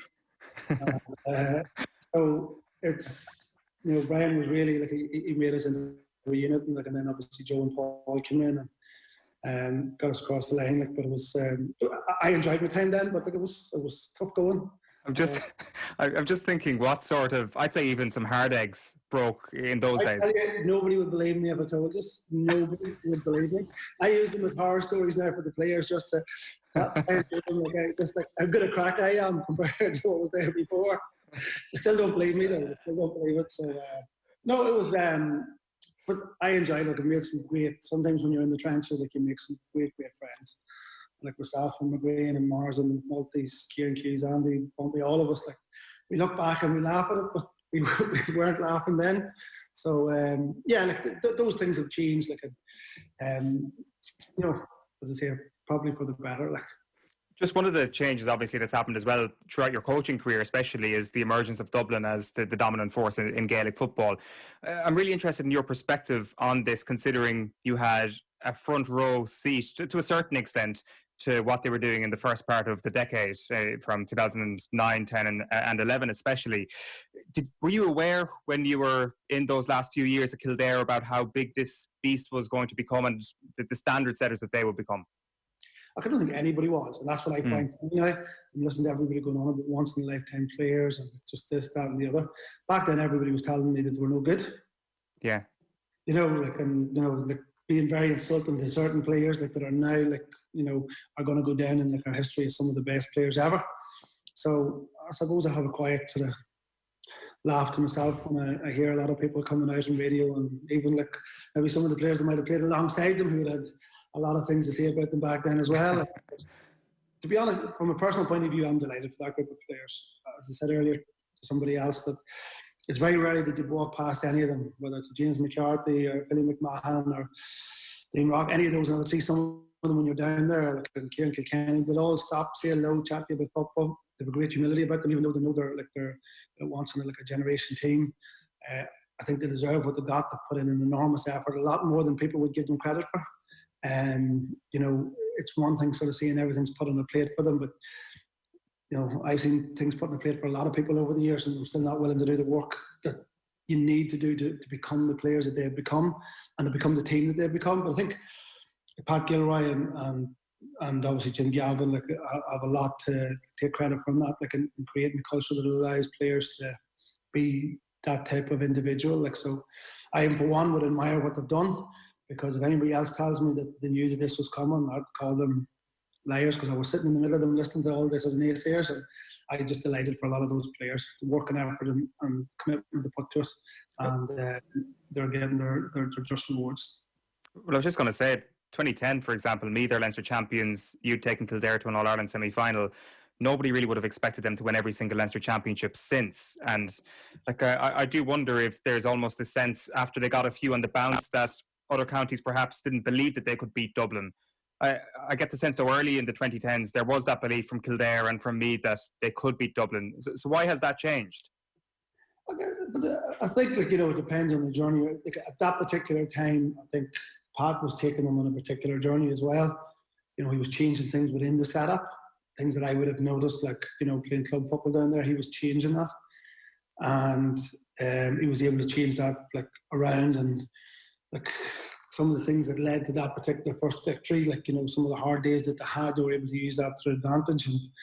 And as I said, I think he deserves a lot of credit for that. And then Jim, it's one thing coming into a team and trying to build it up, but coming into a successful team and making it even more successful, even can be argued as a tougher task, and he's done a fantastic job. But when you speak to the man, you can see why. He's very, very articulate, and what he knows can win, but he also has a great relationship with his players. So there's those changes then that I suppose people don't want to see or like to see. They'd rather sort of have the narrative that it was just pure talent and they're just better, or money or whatever the narrative particular suits at that particular time. But I just know from a few of the individuals, the work and effort that they put in was monumental. And I think then the culture that Dublin have amassed in that time has kept them at the top. I suppose the interesting thing will be is Desi's done a good job now. He's won another one, and it's seems to be able to keep it going. Eventually they're going to lose a game somewhere, but you have to sit back and admire what they've done. Yeah, the Fianna Army being well represented in that regard. So, Kieran, you've corrected me there. It's 1989. I was going to say 1992 until 2021, 1989 until now. Are you still enjoying it as much every day? Are you still getting a great buzz off being involved in GEA? Yeah, I suppose in all my time involved in football, there was only maybe 2 or 3 years that I didn't enjoy. I'll keep that particular period to myself, but outside of that there, I've always enjoyed being involved in it. I don't... I suppose everybody has the things that make them tick, and just the GAA is something that I've always loved and loved being part of. And I think it's a unique sport, the football. And it's pretty, like, I'd love to see even more positive stuff around it, because I think it's one of the best sports in the world, if not the best sport. All the hurlers out there will be sort of grinding their teeth at me, but hey, as I say, it's just my perspective, but I love it, and I still get a buzz every time I go out onto the pitch with the players. Yeah, absolutely. Well, best of luck this weekend, Kieran, and best of luck for the campaign ahead. Just to mention that inter-county football is making its long-awaited return on May 15th with the commencement of the Alliance Football League. This year is marking the 29th year of Alliance's partnership with the GEA as sponsor of the Alliance Leagues, making it one of the longest-running sponsorships in Irish sport. Kieran McGeeney, thanks a million. No problem. OTB AM. Yeah, you're very welcome back to OTB AM. Great stuff there from Kieran McGeeney. Will has been in touch to say McGeeney could probably still do a job for a county team somewhere. Someone who shall remain nameless from the OTB stable once was like, in one of those interview situations where you could still go in person and speak to these people, so bedazzled by McGeeney's muscles that he did ask him, do you think you could still play? And this is like last year or the year before. Is it that recently? It's a bit further than that, but it's not that much. It's like 3 years maybe. Definitely pre-COVID. Yeah, Kieran McGeeney was at a roadshow, and one of our colleagues was like, wow, Kieran McGeeney, look at that man. I think specifically it was the arms. Oh yeah, sorry, that's what we mean. Yeah, the biceps, the gun show, as our colleague might refer to it as. Yeah. Dave, if you're watching, good morning to you. OTB AM is live in association with Gillette. Good morning, start with Gillette, giving you the confidence to tackle the day ahead. With his own gun show, it's time for John Duggan. Good morning to you. Guys, how we doing? You've both had a very similar experience this week, yourself and Eoin here. You both look about 15 years younger.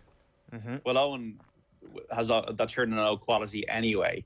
I'm more trying for the Samson in reverse look, where you actually get the haircut and you feel better and you feel stronger and you feel younger. And I think it's working. I actually feel fantastic.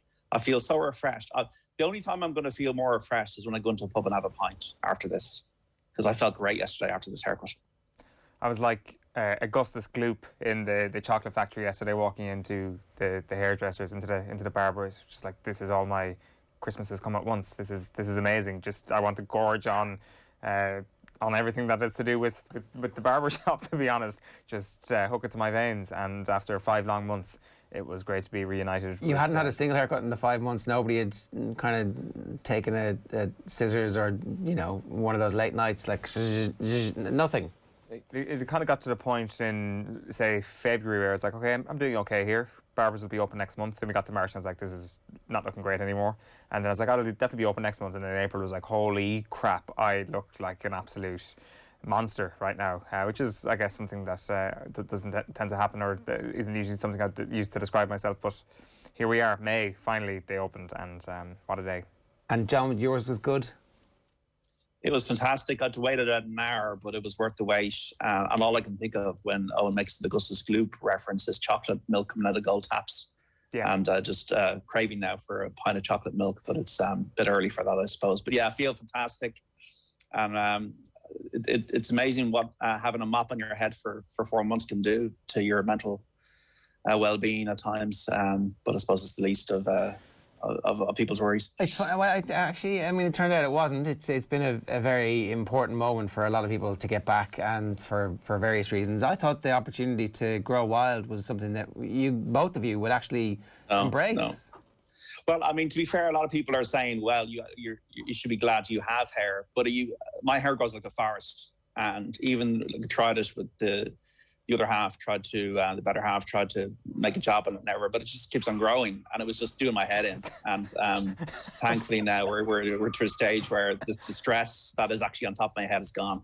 Yeah, I can just like picture you kind of like gouging your eyes out saying, God, the razor does nothing as your hair is growing back in lifetime as your hair is pretty much. That's pretty much what was happening. Yeah, no, like I mean, it's been great. It was great to kind of it was great to feel unkempt for a while, but I guess that's not a legitimate way of lifestyle, especially when you have to leave the house. It was great to hear those words, bit of gel again. Wow, yeah, like it is. It's just music to your ears, John, really, isn't it? And I'm surprised you queued for an hour though. The online booking system's meant to be in place for most barbers right now, so that's dedication to the old school cause. Absolutely, you know, you got to be loyal to the person that does the job, and I have been that way, so I didn't mind. It was a nice day, better probably than today. But if you haven't got your hair cut, folks, get it cut, because you will feel a lot better. All right, okay. I'm definitely of the grow it out and let it be as wild as long as you possibly can, because this chance to be unkempt might not come again. There might be a weird new puritanical age thrust upon us by the end of COVID. Who knows what the world is going to look like in 12 months' time? Yeah, like feeling a little bit of long hair Stockholm syndrome at the moment, where it was like I kind of liked being kept prisoner under that mop of a head there for a few months, and I kind of miss it immediately. Go back and look at some of the videos from last week, and you might not miss it. Yeah. Let's move on quickly. JD, you've been on Twitter asking about what's the best English title, Premier League or Division 1? I like the way you've included your old school buddies in this one. Anybody over the age of 40 is like, yeah, oh, come on. Is it, you asked City this season, City with 100 points, Arsenal's invincible, any of Manchester United's 13 titles under Ferguson, any of Liverpool's under Paisley, and why? Has there been any consensus, or is it just been a trip down nostalgia lane for most people? There's a mix, and it's good. Like John Ryan was in touch to say Liverpool last season. He makes a really good point. 27 matches, 22 points clear, 79 points. Never again be matched. They would have easily passed 100 points if there wasn't a stoppage. That is a good point from John Ryan. Other people talk about Leicester City, I suppose the magnitude of the achievement, Arsenal's invincibles, although they only had 90 points. The Chelsea team under Jose, their first one, only conceded 15 goals. Look, there's no easy or straight answer to this. Liverpool last year were very good. City winning 100 points. Man United, I think 99 was very special because they had all these fronts to fight on. The Champions League for the first time getting to the final under Ferguson, the FA Cup member gigs against Arsenal, and then winning the league by a point over an Arsenal team that had changed the game the previous season. I don't know what you lads think, but there's no set answer to it. But I don't think this City team this season is the best. I'm firmly on the boat of the treble season, United's treble season being the best Premier League title we've ever seen, because you cannot take a Premier League title in isolation of other factors. If you want to throw COVID into the mix contextually for the last two titles, then you have to throw into the mix the fact that Manchester United won the FA Cup and the Champions League in 1999. It makes that Premier League title win all the more special. Then you've got all the different parts of the squad in there. David Beckham at his peak, the fact that Arsenal had come along the previous season, Alex Ferguson railing against that, and I just think it's very hard to top. I would actually have United at 1 and 2 in the two greatest title wins. I would have, 09 was it, when they won the Champions League, as well as the other one, for the exact same reason that they managed to do it on a couple of different fronts. I think that actually franks the achievement. So for you winning the league and the Champions League makes winning the league even more difficult and therefore more impressive. Exactly, and I would definitely then have Arsenal in third place then, the Invincibles, because that's just on a rung below. I think winning the Champions League as well as the Premier League is a better achievement than going unbeaten in the one season. Throw in the FA Cup, then it's better again. I think it's more impressive from a Premier League standpoint. I think maybe if Arsenal were the first team to get 100 points and they were unbeaten for the whole season, maybe it changes it a little bit, but that Arsenal team, while they will be remembered for that unbeaten season, they will also be remembered for a team that didn't manage to win the Champions League, even though they were a team good enough to win it. I think that the fact that COVID interrupted Liverpool's best season is something that Liverpool fans will always come to regret, to see exactly what would have happened for the rest of that year. And you know, I think that they can make the case that what if. But I don't know, that's a good point you made, Eoin. I hadn't really kind of thought about, if you're going to take the exterior factors into it, a good title race is obviously important, and so therefore Arsenal beating Liverpool with the last kick of the game, the Michael Thomas goal, like that's always going to be an iconic moment, and Sergio Aguero is also an iconic moment, but maybe the difficulties of playing against Europe's top teams in a bloated format of the Champions League actually it does make it more difficult as time goes on, and so that's a fair point. It's worth mentioning as well, two clubs, Tottenham Hotspur in 1951 and Nottingham Forest in 1978, both won titles after being promoted the previous season. So they came up from the second tier and then won the next season in the first division. Forest only title in 1978 under Clough, and then Tottenham under with Alf Ramsey and their team back in 1951, 10 years before the double. So look, there's so many opinions on this, and it's a great topic, I think, to discuss. But I would agree with Eoin. I think Eoin was absolutely right about 1999. All these fronts you're fighting upon. You're like Juventus in the Champions League semi-final, and Arsenal have changed the game. They changed the narrative of the previous season, and to beat them on the final day was a pretty special season for United. So I don't think it's always about points. There were 21 points behind City's best total, but I don't think it's always about points. No, because the points, you don't know that the rest of the league wasn't rubbish that year, or that they ended up playing against all the other teams who suddenly had suspensions or injuries. So that whole, it all evens itself out. It doesn't really even itself out. Like Leicester, unbelievably blessed to be facing a Manchester United team who are going for the Europa League, who have Liverpool tomorrow, who have already qualified for the Champions League, and so therefore played a weakened team at them at home last night. In 10 years' time, everybody will look at the result and go, Leicester went to Old Trafford and won a game.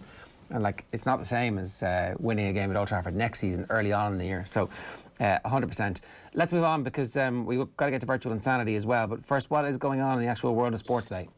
Well, City have won the title, third time in 4 seasons, and that run in the middle of the season, the 15 wins in a row, Pep Guardiola acknowledged the club's TV channel last night, was crucial. The league is every day, and we did it incredible. So I think everything started 19 December when we won in Southampton until 7th of March, and we lost against United.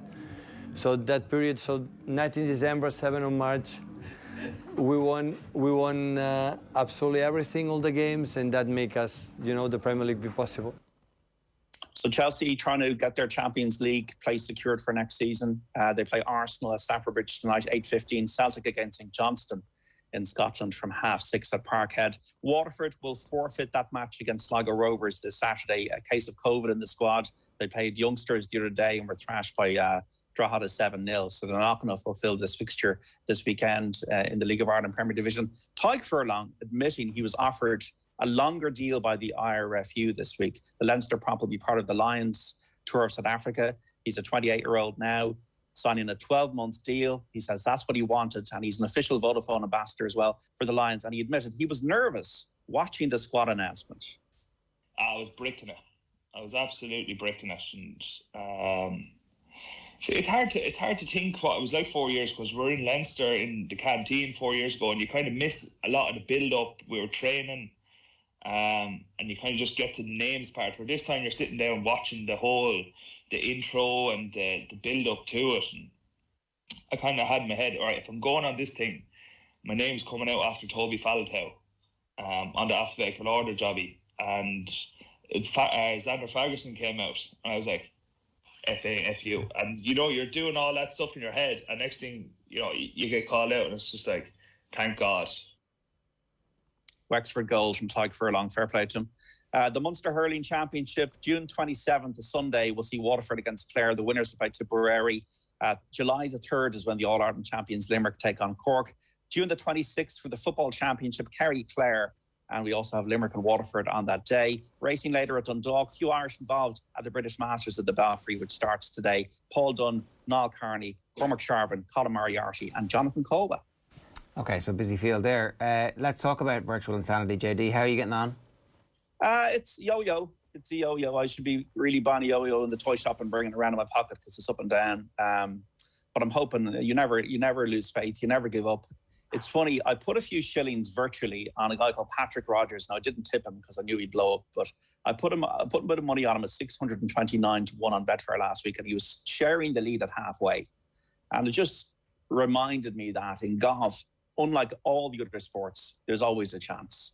You can always find somebody that has a chance at a big price. So I would never worry about the prices when you're looking at what are prices, what are odds. They're only compilers' opinions based on what they can see.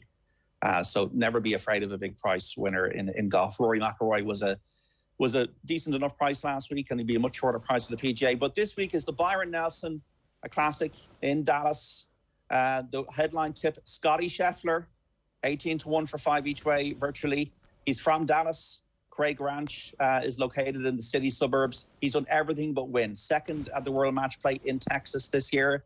In the top 5 on the FedEx rankings last year as a rookie. 6 top 5s for Scotty Scheffler. High in strokes gained off the tee and birdie average. 5 each way, 18-1. The headline tip is Scotty Scheffler. Don't forget him. Doug Ghim, 60-1 for 4 each way. 16 under par he shot in a qualifying tournament at this course, Craig Ranch, which has been used for the first time on the PGA Tour this week. So he has course form, Doug Ghim. Hits it beautifully, hasn't put it very well this season, but he's on different greens this week. Bent grass greens, Doug Ghim, the former world amateur #1. I think he's a real talent. You can't be on the wrong side of 4 each way, Doug Ghim, 60-1. Third selection, Mark Leishman, overpriced at 33-1 for 3 each way. Second, and tied for third twice at the Byron Nelson, albeit at different courses. But he likes the event. He won last time out in a team event in New Orleans with Cameron Smith. Before that, he was tied for 5th at the Masters. He likes playing in the wind, which he could get this weekend. He's not afraid to go low. He's overpriced Mark Leishman for a 7th PGA Tour win at 33-1 for 3 each way. Thomas Peters, Maverick, enigmatic guy, 2 each way, 66-1, has been trying to win in America to get himself set up in the States. 4 times he's played this season. His worst finish tied for 23rd. Remember, he was in the business end of the Masters a few years ago, a Ryder Cup rookie. He's a lot more talent than a lot of these players. Thomas Peters, a big hitter, 2 each way, 66-1. And back to what I was saying at the start of this, don't be afraid ever to have like a euro each way on a complete outsider. 500-1 shot, Christopher Ventura for a euro each way.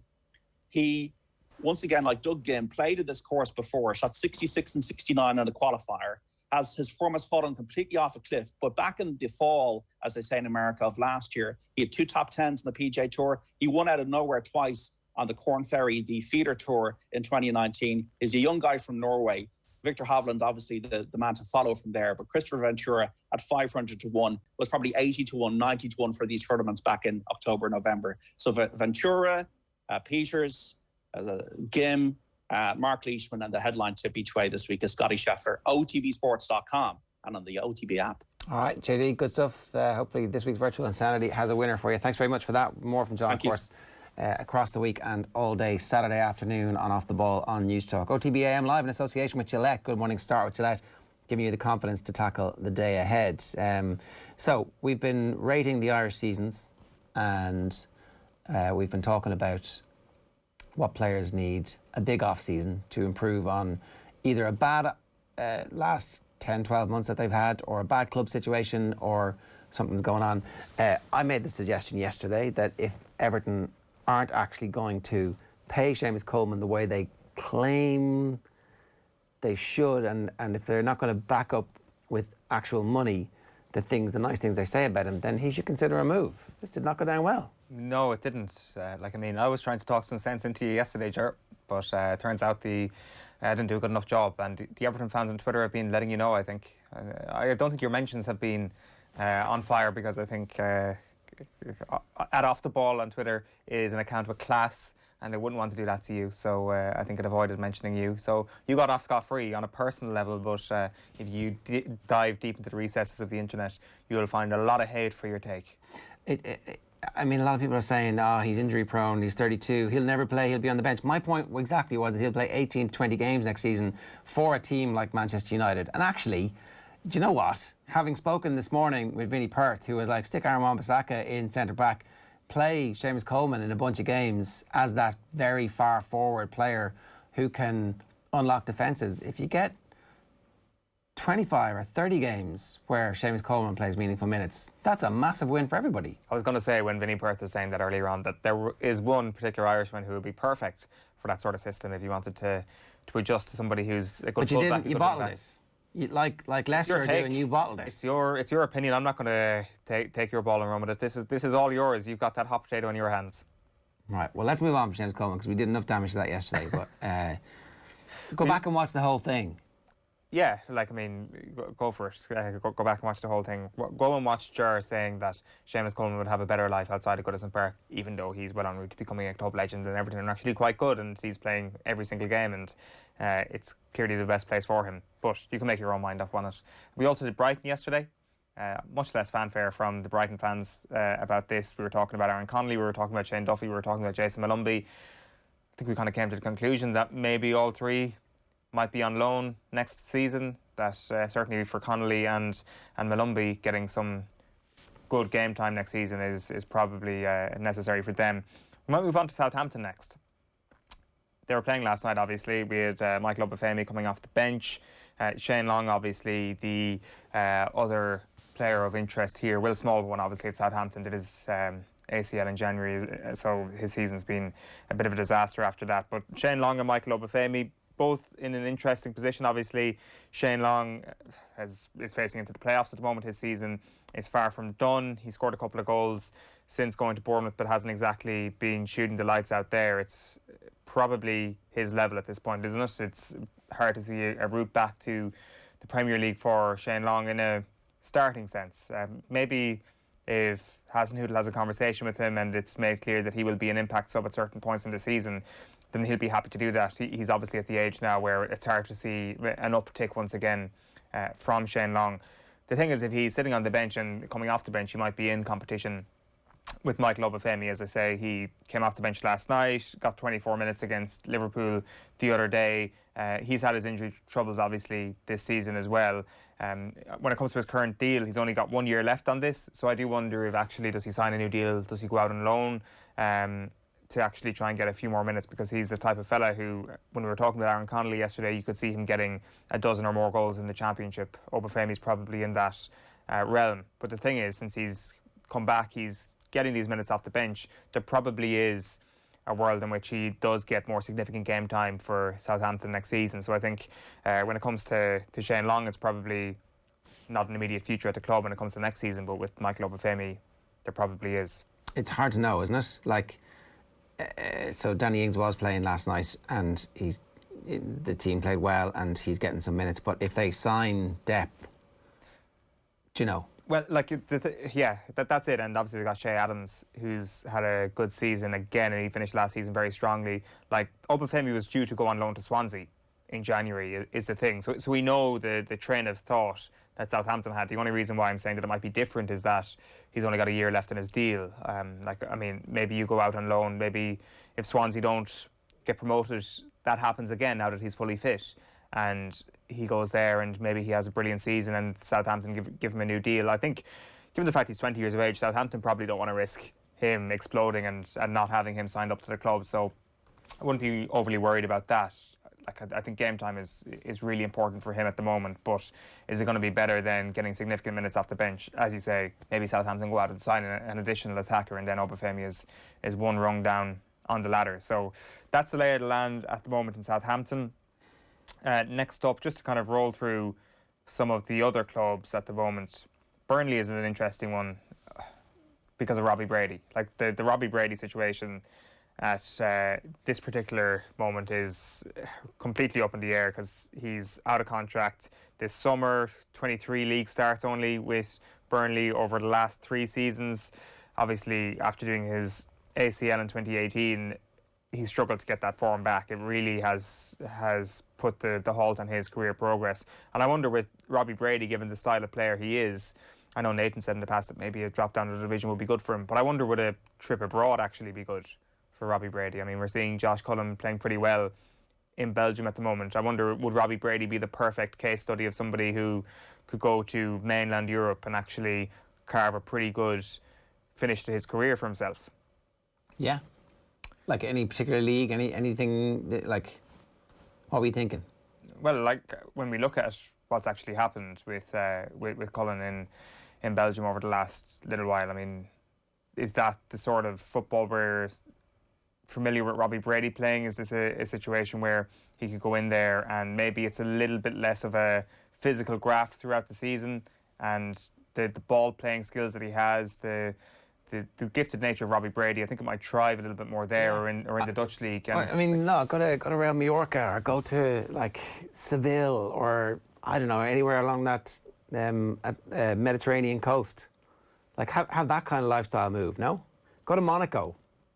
Like, I mean, if he got a deal to Monaco, I guess that's an unreal thing to get, or to the south of Spain, as you say. But I mean, it's like, what are you looking for from your time abroad? Is it like a bit of a trampoline to get back onto the national team and to be starting these games once again, or is it to actually kind of wind down? Because he's only 29. He is only 29. As I say, though, that injury a few years ago kind of scuppered things a good bit. Like, I definitely think that there is a route back from Robbie Brady's perspective, if he does drop down to the Championship, either sign permanently now next season for a team that might be pushing for the playoffs. Like, I definitely think that that's a level for Robbie Brady where he can actually get a team back up to the Premier League. By no means am I saying that he's finished, but I just think the style of footballer that he is, I just wonder, would he actually thrive abroad and in a league that's less maybe pragmatic than the Championship is. But then again, the Championship, you see some amazing football. It's just the fact that you play, 42 games in a season. It's a long old slog, and I wonder, could Robbie Brady do with something a little more easygoing on the body than that? That's kind of what I'm thinking there. Will we go through a few others? Yeah. Jeff Hendrick at Newcastle is obviously a situation we've been keeping an eye on for the season so far. Like, I mean, we're not going to go through every Premier League player here, but the other man at Newcastle is Kieran Clark. He signed a new 2-year deal in January, so he's going nowhere. Jeff Hendrick, though, signed a 4-year deal last summer, so you might think he's going nowhere. Newcastle probably unlikely to get a fee that would match that to get rid of that contract at the moment.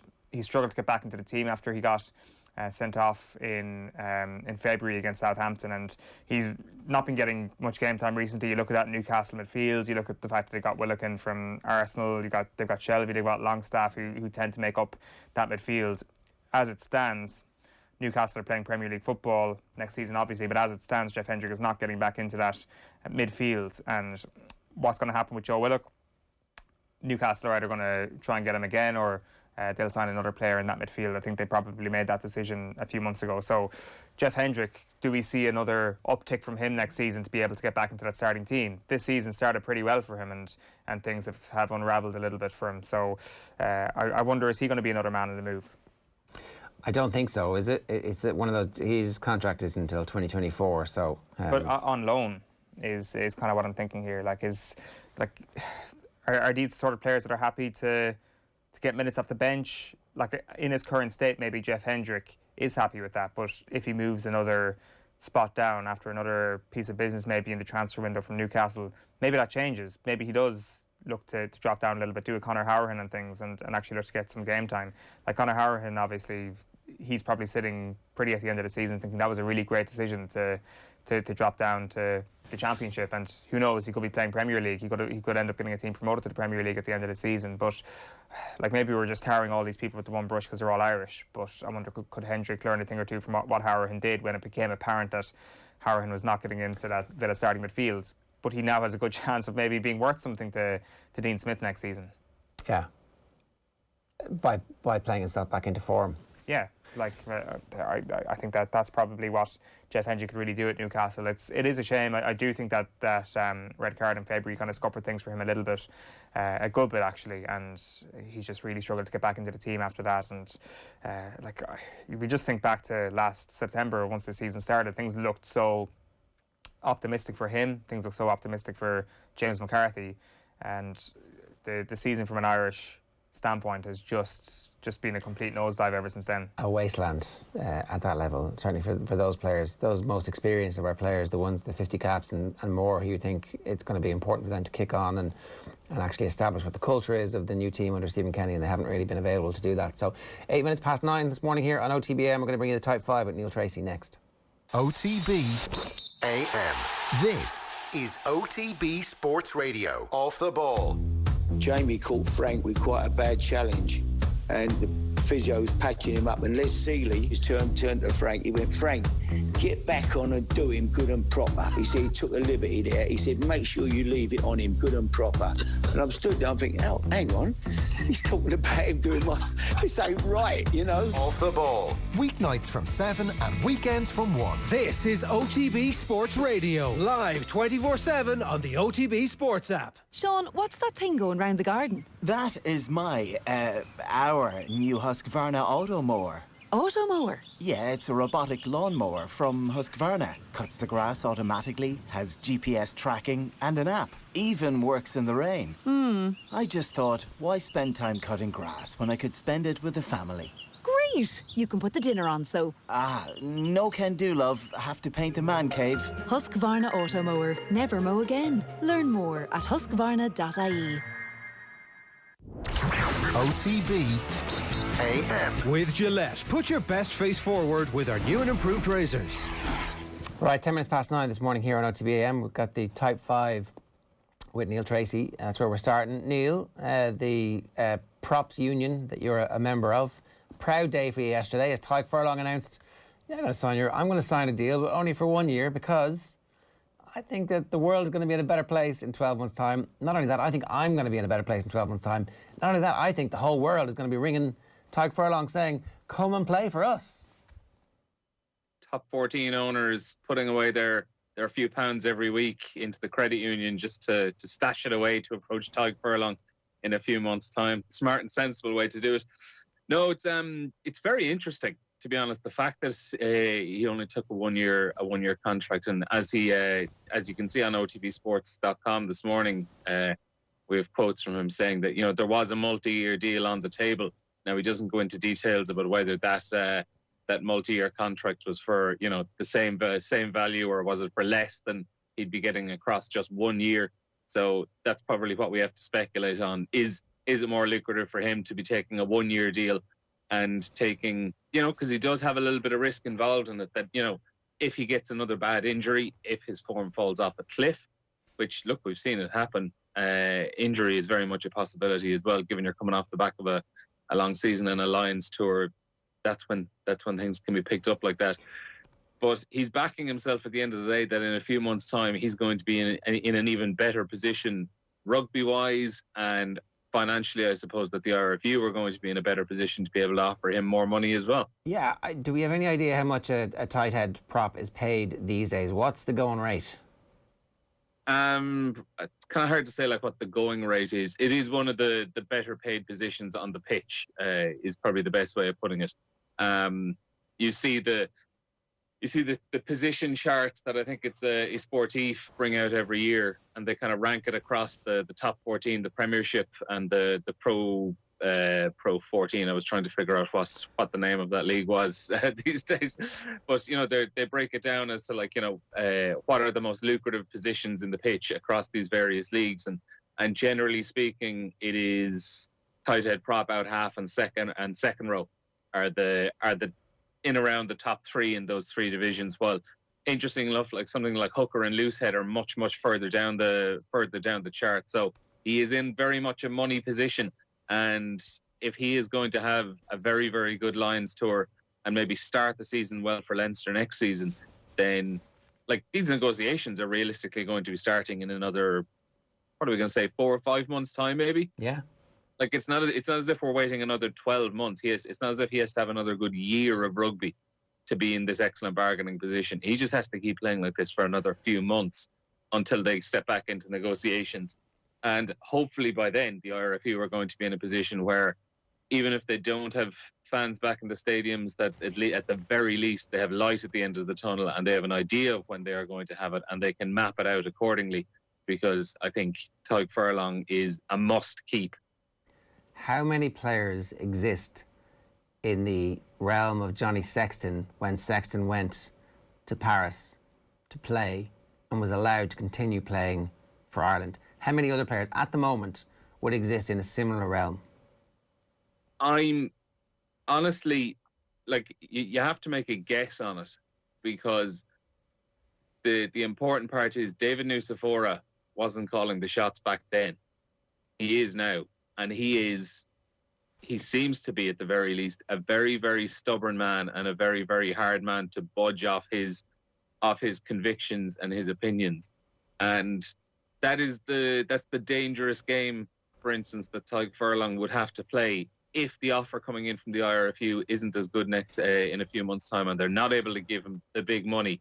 That if he does take an opportunity in France, or if he is considering an opportunity abroad, that realistically he does have to take on the risk that, you know, the IRFU will be dangling that international selection ahead of him. He will have to call that bluff. And look, I don't think it's particularly similar to Johnny Sexton's situation in 2013, because as much as Tadhg Furlong is probably the best heighted prop in the world, you also have his, you know, the next option behind him is Andrew Porter, who, while he's not at Tadhg Furlong level, he's soon to be a British and Irish Lion. He has proved over the course of the last 2 years that he is absolutely at test level. So Tadhg Furlong wouldn't exactly be, you know, leaving Ireland with slim pickings when it comes to title prop. They would just be leaving them with someone who is very, very good, but just not quite as good as him. I think they'd make an exception for Tadhg Furlong. I think he's the only one at the moment. I don't know. I think you can justify it by saying he's getting £1 million or whatever it is, right? It could be like that. The level he's at. I'm looking at Ruck.com, and so it's not like in America where they publish chapter and verse of exactly how much pounds, shillings, and pence the players are getting paid. But they're speculating that Charles Piutau is on $1 million, that Owen Farrell's on 750 grand, that Itoje is on 800 grand. That's the level of money that you can get at the super clubs in England and the super clubs in France. You know, if that money's on offer at the most expensive position, and we have somebody who is genuinely the best in the world, should we begrudge him the opportunity to earn that money when his career could be shortened at any moment? And he's going to show up and play for Ireland in those windows.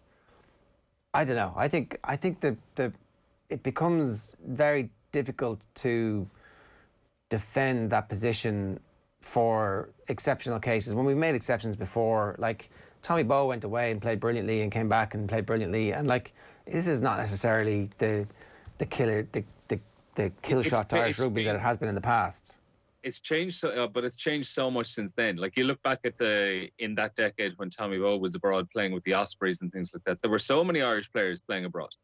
It was very much a pick and choose when you actually apply that rule. For the most part, it was actually really just for players playing in France. There were guys playing in England and Wales and Scotland who would have been picked. It was definitely just for French-based players at the time. But since David Nucifora came in, and I think the difficulties they had around Johnny Sexton while he was away, when he was being absolutely flogged by Racing, he wasn't able to come back to Irish camps in particularly good shape. That I think there probably was a lesson learned in that period that they don't want to have to make that exception again. And just I don't think you can. I often hear people when they're talking about Simon Zebo as well saying, "Oh, well, they made the exception for Sexton."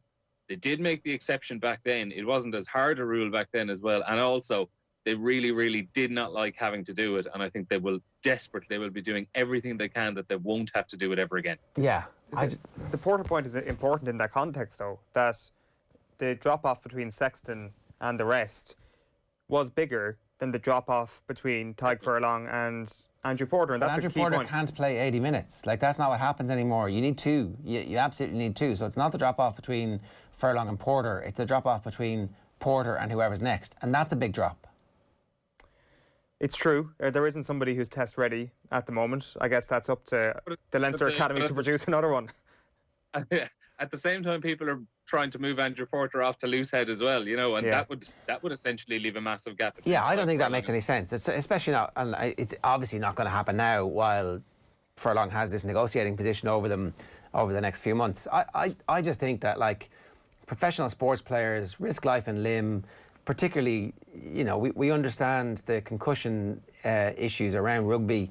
Like, they should be allowed to make as much money as possible. And here is a tiny window where he could make life-changing money, and we're going to say, no, you can't do that because you need to stay here, and we're going to manage your minutes and you play for Ireland. And it's like, no.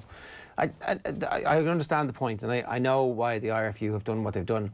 There is also part of me that thinks we have now got such a backlog of talent coming through that at some point we're going to need to send the 22 to 24-year-olds or the 26 to 28-year-olds who haven't made it off and see if actually playing week in, week out, they emerge as players who could contribute at international level, but who will cut our nose off to spite our face. Like, at the moment, the backlog of talent coming through at Leinster is being shuffled to the other provinces. But, like, eventually, they're going to get stocked up too. And the Scott Pennys of the world who need game time to see if they're actually ready to explode into the national team, they're not going to get that game time. Like, is Kieran Frawley and Harry Byrne going to get enough game time at Leinster over the next few years that we'll actually be able to establish, yes, they are international quality? At the moment, maybe not. Maybe they will, because maybe Sexton finishes up sooner than we think. But there are other out-halves coming through at 17, 18, 19. Some of them need to get some game time somewhere. And if we're saying if you ever leave, you can never play for Ireland, then there's kind of an unintended consequence where no one ever leaves and the opportunity blockers end up taking spaces in squads that might prevent superstars from emerging. I disagree that nobody ever leaves. I think we're actually seeing more and more of it in recent years, that a lot of younger players are taking the opportunity or taking the risk or chance to go off to France or England if they think they're the fifth or sixth or seventh in line in a particular position coming through at the academy, that they are actually taking the risk and going off to France and England, and in a lot of cases are proving themselves to be excellent players, and they're coming back to Ireland then as better players as well, having benefited for it. Look, I think it's just a risk we have to take when we're a country that only has 4 professional teams. I think we're at the sweet spot where four is what we can do properly, and I think if they were to try actually like ham-fist in a 5th professional team to the Irish system, I think everyone else could suffer as a result. I think the. So I'm not suggesting that. I'm saying loosen the hard and fast rule and allow some players to go. Oh, I know, yeah. But what I'm saying is, like, I also don't think they would be able to do that system as well, because, I think there are enough players going out and getting the experience now.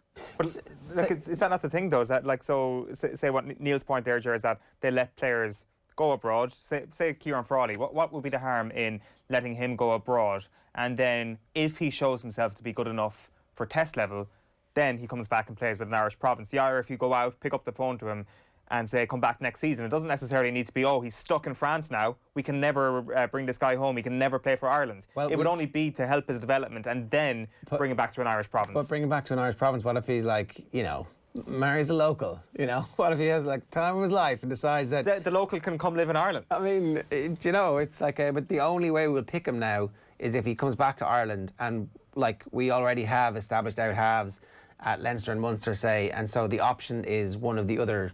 that's like if it's one of the other provinces, it's one of the other provinces. And I'll take less money and I'll live somewhere I don't want to live, that I haven't got any affinity for, or I can earn more money and have the lifestyle in a place that trusted me and helped me to develop my game. It's like there's a roadblock there, I think, to talent development that assumes that these 4 teams are going to be the only way that we develop talent. And I don't know, I just think that there's history is littered with late bloomers, particularly in Irish sports, for all sorts of reasons, and I think not allowing ourselves to select some of those players or even take a look at them in the context of an Ireland squad is a bit limiting. And just on the furlong one in particular, like, how do we develop the 3rd and 4th string tight heads if there is always going to be these 2 lads at Leinster, and then, so they go off for the international duty and whoever comes in for the games that are of lower importance? Like, we'll never get to see the 3rd and 4th string tight heads at Leinster playing in big European games, because it'll always be the 2 incumbents. If furlong goes, actually that opens up an opportunity for Leinster to pick somebody who could potentially be Ireland level. That's not really a massive prize for the risk of allowing Tadhg Furlong to leave. That that you could establish a relatively decent 3rd choice tight head prop. Depth is a huge prize, though. It was the reason that we got kicked out of the 2015 World Cup. No, depth is a huge thing, but there are more than... Leinster aren't the only province in Ireland. Like, you have between 4 and 5 tight head props at Ulster, at Munster, at Connacht. You're talking there's another 12 to 15 professional tight head props outside of Leinster as well that are being, in theory, developed constantly. So, I think if you're Leinster and you have Tadhg Furlong and Andrew Porter and you're able to tip along and improve a couple of players coming throughout the Pro 14, where realistically they are still going to get 10 to 15 games a season at least, that's absolutely fine. Okay, let's move on because we haven't solved this. Munster's line out against Ulster is our first feature this week. Yeah, it is. Basically, I've picked out three separate lineouts actually from games over the course of the weekend. 2 from the Munster-Ulster game and 1 from the Super Rugby Super Rugby Aotearoa final in New Zealand as well. But this Munster one we're going to look at first, if we get our first picture up on the board. So, as you can see, this is in the early stages of Munster against Ulster. Do you remember a few weeks ago in that Leinster game, we had Mike Haley going up for the lineout? Yeah. There he is again, as you can see with the yellow arrow, standing up at the front of the lineout, and he had 4 big hefty forwards, all potential jumping and lifting options behind him as well. Gavin Coombs, Peter O'Mahony, Tadhg Byrne and Finian Wycherley. And there's a big gap between Haley and that pod of 4 forwards as well. So you're kind of wondering what's going on here. And then the other man to look at as well is Chris Cloete with the red arrow pointing at him. He's standing as the official receiver, but once the ball is thrown in, once the ball leaves Niall Scannell's hands, he's going to be able to come into the line out and act as, because what he's known as is a participating player. So the things to look at, Mike Haley, we want to look at the gap between himself and those 4 forwards, and we also want to look at Chris Cloete as well. So we're rolling on to our next picture. So we can see this is the point that the ball is about to be thrown. Mike Haley makes his move. He jogs towards the back of the line out. The Ulster players, though, don't follow him because naturally their eyes are kind of fixed on that pod of 4 Munster forwards who have started to fill that gap in front. They've all started to walk out towards the sideline, up towards the front of that line out, led by Gavin Coombs. But what's going to happen here is you can also see behind number 3 for Ulster, Tom O'Toole, there's a nice big gap there. That's what Mike Haley is going to run back towards, into that gap. Peter O'Mahony, number 6, he is going to turn and step in there as well, and he's going to be lifting Mike Haley from the front. And as soon as the ball is thrown from Niall Scannell's hands, Chris Cloete will dart in there and lift from the back. So Peter O'Mahony initially will be lifting from the front on his own, and Chris Cloete is going to come in and just give them a little helping hand at the end. And you can see they're circled. That's the Ulster hooker, John Andrew. He's standing in as their receiver. He's kind of pointing into that gap because he knows obviously there's a lot of space that's being left idle there with their players just watching that pod of Munster forwards. So this is the point. The ball is thrown now as we move on to our next clip. So yeah, the ball is in the air at the moment, and Mike Haley, as you can see, he's just about to jump, and you can see directly in front of him, Peter O'Mahony is there, is braced to lift, and Chris Cloete is still kind of making his way in because he obviously has about 2.5 meters to make up to step into that gap. But obviously the reason you have someone like Mike Haley jumping in this position is Mike Haley is going to be quite light. Peter O'Mahony is going to be able to lift him on his own initially, and we'll probably just need Chris Cloete to step in and help him out for the bit of stability when they're at the top of the lift. Gavin Coombs then is the next arrow. What he's going to be doing is he's stepping out of the line out, and he's going to be the new first receiver. So the plan is that they're going to have the likes of Gavin Coombs, they're going to have Tadhg Byrne and Finian Wycherley all coming around that corner and taking the pop off from Mike Haley down into a load of space that they've created. And the Ulster forwards obviously have stayed up at the front. You can see they've lifted Alan O'Connor. So they've committed quite a few players towards the front of that lineup, but Munster are trying to bring themselves back out towards the back of it, loop around and hit that space. So again, we're going to our next clip. And as we can see, this is the point that Mike Haley is kind of just about to catch the ball. But what we can see is we want to circle. This is Chris Cloete. This is kind of where the start of it goes wrong a little bit for Munster. As you can see, he's just about a little bit late arriving there. Because if you can see there, he's almost kind of perpendicular to Mike Haley and Peter O'Mahony. Like Peter O'Mahony is lined up directly opposite Haley and he's lifting him up like that. Whereas Cloete is having to lift him like that. So he's kind of just off balance ever so slightly, and what it's doing is it's starting to push Haley out towards the try line. It's just the momentum of the lift. He's lifting him like that. Like remember we saw Ryan Baird a couple of weeks ago in that Munster-Leinster game as well, where the lift just kind of got ahead of him. He started to walk out with it, and what ends up happening is Haley starts to drift and he catches the ball absolutely fine, but it means he doesn't really calculate his kind of pop down correctly, and he kind of undercooks that and drops it. He's now too far away from Gavin Coombs when we loop on to our next clip.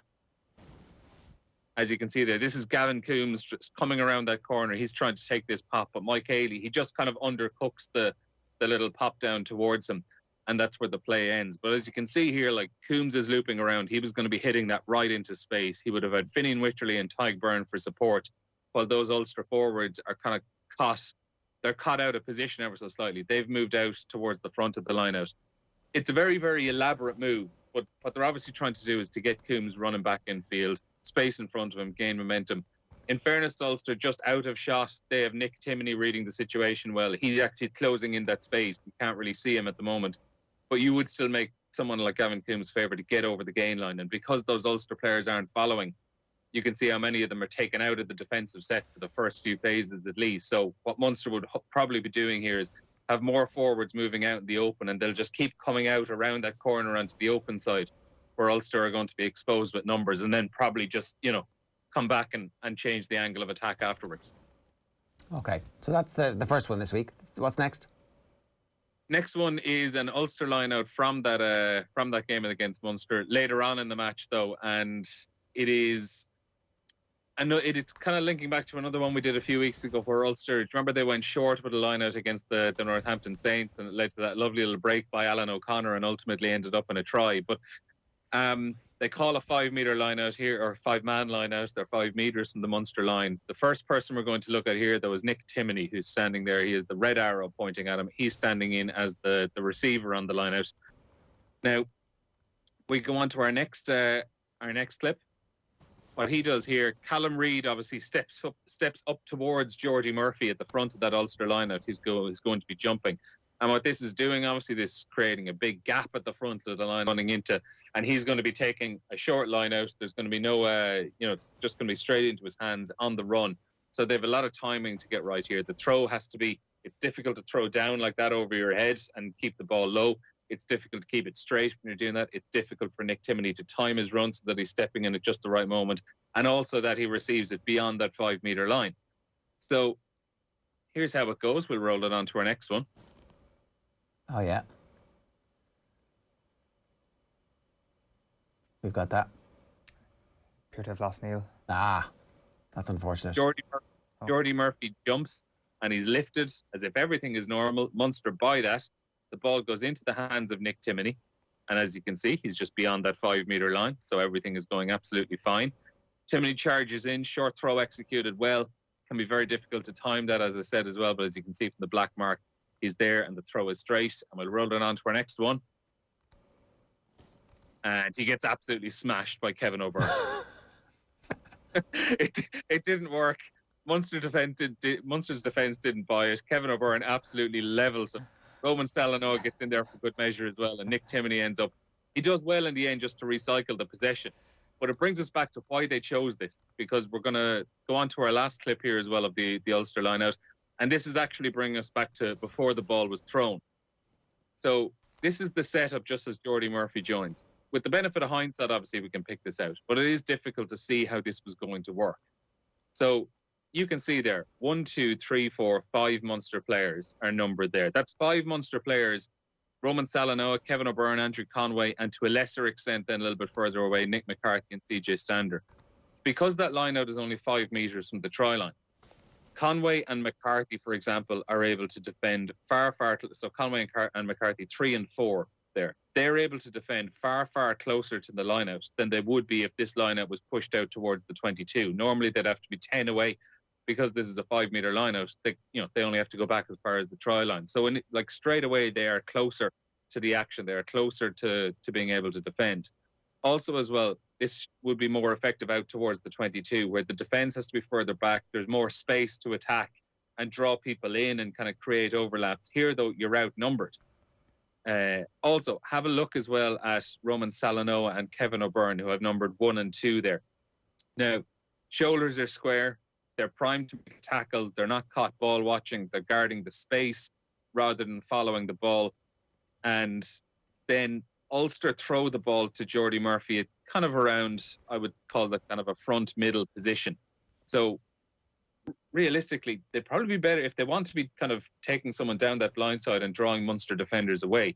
You want to be, in theory, dummying towards the back of that line out, so that the eyes of maybe Kevin O'Byrne or maybe Andrew Conway is looking back there, or CJ Stander or Nick McCarthy, or a couple of them at least, just get caught ball watching a little bit, or caught watching the pod with the jumper and the lifters as well, rather than, like, there's not much space being created there. Kevin O'Byrne and Roman Salanoa just had to keep their concentration for a couple of seconds, and they were more than capable of stopping that. If you looking at it there, that is a 2-1, 2-on-3, 2-on-5 if you're being really, really generous. So that did not work for them. Neil, we've got sidetracked. I mean, we were doing so well week after week after week. The type 5 was an actual 5 things. This week we got to 3. I blame Tyke Furlong and the contract debate. But the 2 other things were that final line-out, which we'll do next week, and then the discussion about free-to-air TV, which I think we're going to have plenty of time to talk about, because obviously the deal has been announced. The impact of it on Australian rugby, I know, is something that you wanted to talk about, but we'll get into that properly next week, because it's definitely worth spending a bit of time with. Neil, thanks very much. It's Neil Treacy giving us his type 5 this week. It's 9:35 this morning. If you want to get in touch, we'd love to hear from you. 0879 180 180 is the WhatsApp number. OTB AM is live in association with Gillette. Good morning. Start with Gillette, giving you the confidence to tackle the day ahead. Up next this morning, we've got a very special chat with Tony Poulos. Enjoy. Jim says, lads, could Messi have done it on a cold, windy night at Stoke? That's the big question. Well, indeed. I mean, that was the ultimate compliment. I think Messi would have been okay at Stoke all the same, Tony. Oh yeah, Messi. I think you could play Messi over the park tomorrow, and it could be playing on a stony pitch. The fella's a genius, absolute genius. Yeah, blimey. If he'd have turned up at Stoke, even with the wind, even with the rain, and it being midwinter, he would have been what he is. One of the greatest players we've ever seen. Did you depart then, Stoke, on good terms, bad terms? I know you're still very, very fond of Peter Coates. How did that finish? It was the right. Yeah, it was the right time. Okay. It was done properly. I met Peter and John in the offices at Bet 365, and it was amicable. Okay. And to this day, you know, I still keep in touch with them. They're wonderful people. You know, that Peter was a fabulous chairman to work under. He was brilliant for me, Joe, because I can if I feel as though things have turned and people are doing stuff that they shouldn't be doing, then I do get very, very irate and uptight, and you know, most managers are that you speak to, irrespective of who they are, can be a little bit insecure at times. But Peter was brilliant. Peter treated me and managed me like no other person I've ever had above me. He knew my strengths, he knew my weaknesses, and it was a great time, great period, and I have the utmost respect for him. Because I saw you say you are determined to the point at times of obsessive, where you could be irritable, is what you said, to put it nicely. And you said Peter managed you very well in that way. So you took some managing from his end, did you? I mean, did you were you just always looking around and unhappy with this and want things perfect, or what did Peter do to calm you down at times? I always wanted to make sure we had taken him into the Premier League. It wasn't just me; it was the football club and the people involved, the players, coaching staff. Peter, the directors, the coach family, who've been fabulous support, to Stoke City and to the community there. And I felt a personal responsibility to keep them there. I felt a personal responsibility to try and improve it year after year after year. So if I seen things going on that I didn't think was right, or people were becoming sloppy, or people were doing stuff, people were perceived to be doing stuff that they weren't really doing, then I'd be very forthright in my views and my opinions. And I think what Peter was great at, Peter could read me. And we'd go out, he'd take me out for dinner on a Thursday night, usually on a Thursday night with Deirdre.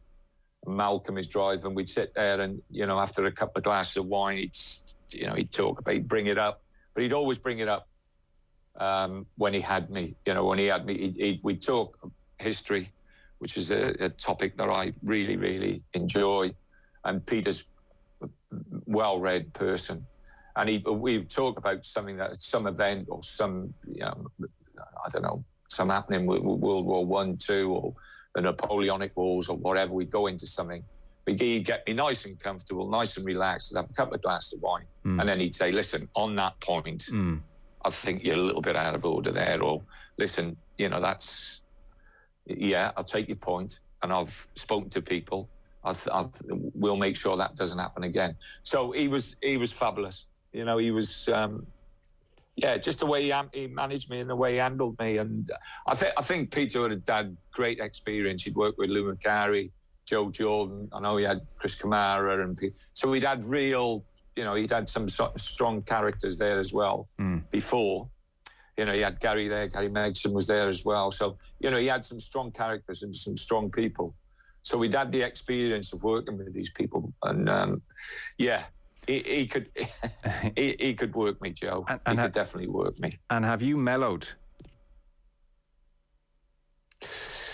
Yeah, I think I've mellowed over a period of time. I also think that I've changed over a time as well. I think that first setting with me at Priestfield, and that would have gone on well into maybe even when we got promoted out of the Championship. But as time changed, and with the quality of players that you work with and the way life has turned around, and the health and safety and all this stuff now, you have to be careful what you say and what you do. You do. You understand and you recognise. You become more educated as you go along, and understand that it's a different world now to what we lived in 20, 30 years ago when I started. Well, longer than that, Joe. Longer than that. So tactically things are very interesting right now. You didn't happen to watch Monday Night Football this week, did you, where Jamie Carragher was doing a piece on how Tuchel's centre-backs are roving up into midfield and pressing? Did you catch that by any chance? I have my own. People talked. I've seen people fall over backwards with people playing with no centre forwards. Pep has played with no centre forwards. He's played this and he's done that. Yeah. In 76, 75, 76, something like that, I went to a coaching seminar at Bath University, and Malcolm Allison took Bristol Rovers under 18s as one team, and Bristol City's under 18s as another team, and he put a session on exactly the same with no centre forwards. Right. And the way he did that, this is Malcolm Allison, this is in the 70s, and the way he did it is exactly the way that the lads are doing it today. And it was just, extraordinary. I'm looking at, you can imagine in 76 where, England, we were still playing 4-4-2 or whatever, get the ball forward, back it up, and this. The way he did it was just absolutely unbelievable. It was frightening. I've watched, learned and listened to a lot of great coaches in my time. I think the coaches that we've got in now, most probably we've had the best coaches in the world in England, apart from maybe the lad who was at Juventus, won all those titles, and the lad at Atletico Madrid. They're most probably the two biggest names that we've missed out on. I think that they've certainly brought something different to the game in England. Yes. They've certainly improved it. They've brought the levels up. I think they've brought the levels up in lots of ways. But I also think there's some wonderful coaches in England, and there's coaches who do and can do jobs that these lads that we're talking about. I have I have great respect for Pep. He'd become a very good friend over a period of times. But I don't think Pep could do what Dyche's done at Burnley. I don't think Tuchel can do what Dyche's done at Burnley. I don't think there's many these coaches are used to working with the top players, with the best players, and what Sheahan has done at Burnley and other managers in respect now who are managing below the sandline, who get results. Chris Wilder at Sheffield United last year. Obviously, it's not happened this year for him, but last year, the results that these lads get, and they're working below the sandline. It takes a lot of coaching, a lot of hard work, and a lot of preparation to get results. What you're doing, Joe, You are playing against teams every week who've got better players than you, so-called, on paper. The budgets are bigger. They've got better facilities. They've got better organisation behind the scenes, better recruitment. They spend an absolute fortune on what they do. And you're behind them. But every Saturday, you've got to turn up and try and get results and try and win football matches. And the people who do it at the smaller clubs on a regular basis, you know, they should be admired more in this country than what they are. Yeah, I take the point. The reason I asked you about the Tuchel centre-halves the other night is it just jumped out to me, and I knew I'd be talking to you, and I may have this wrong, so I'm kind of curious to get your sense of tactics and how they've changed. I would have had Stoke maybe as a more compact team, that bit deeper. You certainly would have seen centre-halves covering each other and not roving off, following men. Yeah. So if you were back in the Premier League anytime soon, would your approach change then, or would it be very much a Stoke approach? If I was managing Chelsea, if I was managing Man City, of course it'd change. Well, even kind of a lower. The point. Yeah, no, but even I was making right at the beginning. Even a lower table team, because I don't see, for instance, the great disruptor anymore. Like Big Sam and West Brom have gone down, and I would have had you down as a disruptor, and I don't mean that in a pejorative way. Yes. But you watch teams now right down even to League One, and you've got like the centre half splitting and taking the ball from the keeper. You know, it's all more homogenised. So would you almost have to go that way, or could you still disrupt almost in the way you did with Stoke? I played with Johnny Evans at West Bromwich Albion. Yeah. And, Johnny was a great footballer, great on the ball. You'd let Johnny have the ball anyway on the pitch. You know, Johnny could play in midfield, he could play centre-half, play full-back, he could play centre-forward, I think.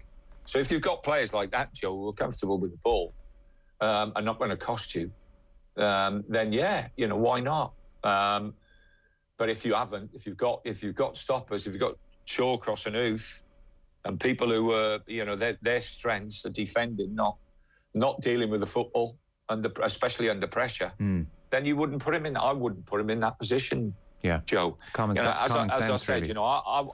it's common sense. I went from Stoke, where we had a Crouch or a Kenwyn Jones or whatever, so we had a target man we'd play off.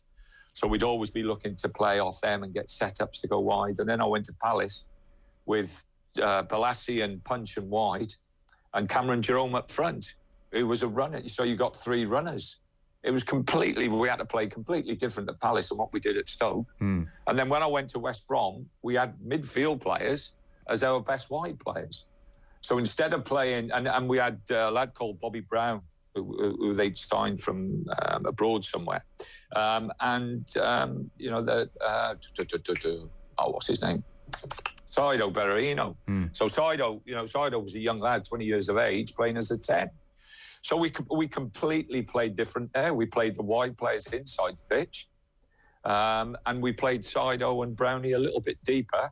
So we'd get smaller passes. We had good footballers, Brunty, Morrison, people like that. Really, really good footballers. So you could play through the pitch to get where you eventually want to get, and that's in dangerous areas where you can cross balls to get people scoring off crosses, or people shooting from around the area or just inside the area. So if you have a look, if you're sensible enough and you understand your tactics in football, you have a look at the teams that managers take over. And then, like I say, and the clubs I'm talking about, I'm going into football clubs at Palace and West Brom, where you have to get results almost immediately. You've got no time whatsoever, to say, well, I'll give it 10 games or whatever, and then hopefully just change it next season. You have to do what you've got to do with the players you've got. Yeah. And there's no way I could have played the way Stoke played with Bobby Brown up front and Saido. Saido couldn't head a bus queue, never mind the blinking football. So, you just wouldn't. You wouldn't do it. It wouldn't have. Yeah, it was completely different, Joe. And that's where, all that coaching over the years, all that work that I've seen other people do and what you can do, I think, with different individuals is based on their ability. Yes, well, that makes sense. I was talking to I get a little bit frustrated at times that and I'm talking about even the lad at Southampton who's done a good job there at times, has done a wonderful job there. Sometimes he gets a little bit of stick, but again, you know, Southampton are not one of the bigger teams. He is a manager that's come in from abroad. You know, the lad at Barnsley, you know, who's come in at Barnsley and played a way that suits his players. It's not, you know, it's the most direct I've seen since Wimbledon. But he's done fantastic. They're in the playoffs, and he's getting some praise which he deserves. But he certainly ain't playing out from the back. No, true. Because he hasn't got the players to do it. I was talking to a former player of yours, and he was singing your praises, and I was saying any kind of memories, and he said two things. He said, brilliant man manager. Brilliant man manager as in, you know, would be in the canteen and sitting with the 16th, 17th, 18th men, keeping their morale up, including them. And then he also said, ask him about pre-season. And he had a picture of a very pained expression. So Drill Sergeant Pulis obviously was no fun pre-season. So they were the two. Yeah, no, pre-season was always, I'd take him to Austria. And yeah, we'd have a bit of fun for 10 days. But they all bought into it. You know, you look at it on paper, when you get there, you tell the players what you're going to do, and they're all looking at you through, thinking, well, you know, what's this man doing? But, you know, everybody who's done, you know, I spoke to an ex-player of mine the other week. It's amazing. His son is just breaking into professional football, and he wanted a little bit of advice for his son. And we got talking about stuff, and one of the things he brought up was the pre-season, and just said it's unbelievable. It's just, you know, at the time, Gaffer, it was, you know, it's just so hard. But then when you look back, it was just brilliant. It was, you know, the togetherness that it brought the group, and how fit we were. I've never been fitter in my life. So, you know, it was Joe. It's tough, but it's organised, well planned out. And it's done with a purpose, and that was the big thing. You know, people say, "Oh, he shouldn't be running up hills." You know, I've never seen anybody. Our hills were really steep. We've never had a pulled muscle running up a hill.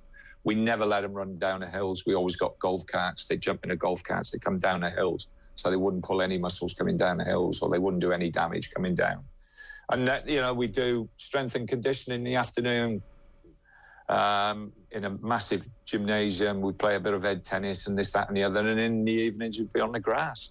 So you'd have 3 sessions a day for 10 days, and at altitude. And it honestly, it really helped. And then we'd go to America, and I'd work in very, very warm, humid conditions for then, again, another 10 days. Bring them back, we'd play a few games, we'd start the season. So it was all planned out for a reason, and my big thing for pre-season is to get the players through fit and ready to go. Not worry about results. I never worried about results in pre-season.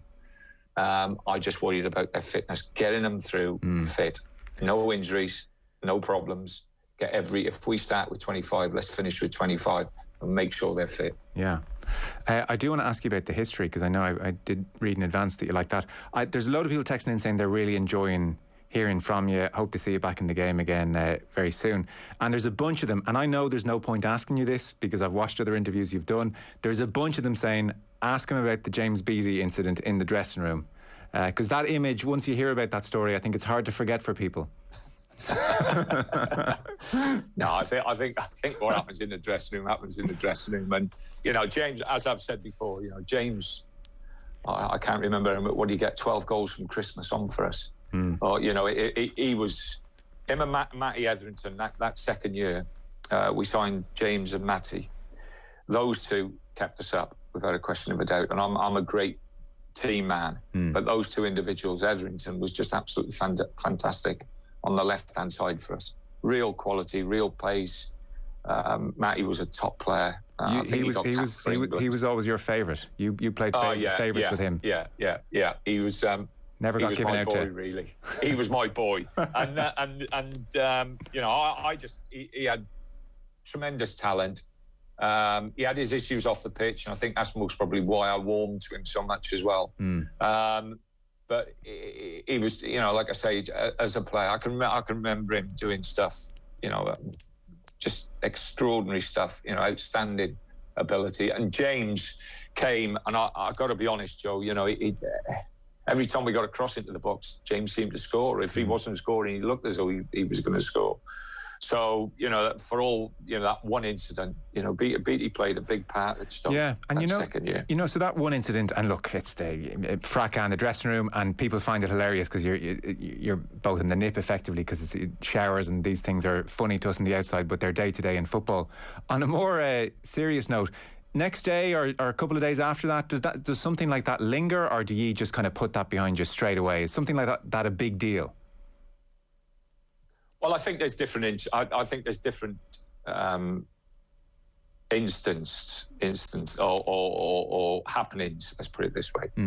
That you respond differently with. I think there's you know, stuff that goes on that you can wash away. There's other stuff that you feel as though, you know, that might come back and bite you. It might come back and bite the club. Might come back and bite the players. It might affect the dressing room. If anything I ever thought would affect the dressing room, in respect of you know, them being the most important people, then I would deal with it. If I felt that it was something, you know, that you know, that we could get over and that we could move on, then there was never a problem with me. I'd always put the club. I don't think I've ever been in a position where I haven't done anything where I think, you know, the club got to come first, and my players have got to come first, and the team's got to come first. And I've been one of those people, Joe, that if I don't think things are being done properly, whether it's a chairman or whether it's a player, whether it's a coach working for me or whatever, then you know, I won't have it, Joe. I just don't have it. It's just not part of me. Yeah. On the history thing, you mentioned you're a fan of history and you enjoy your reading. So, I mean, you would have left school then at 15 and embarked on this journey.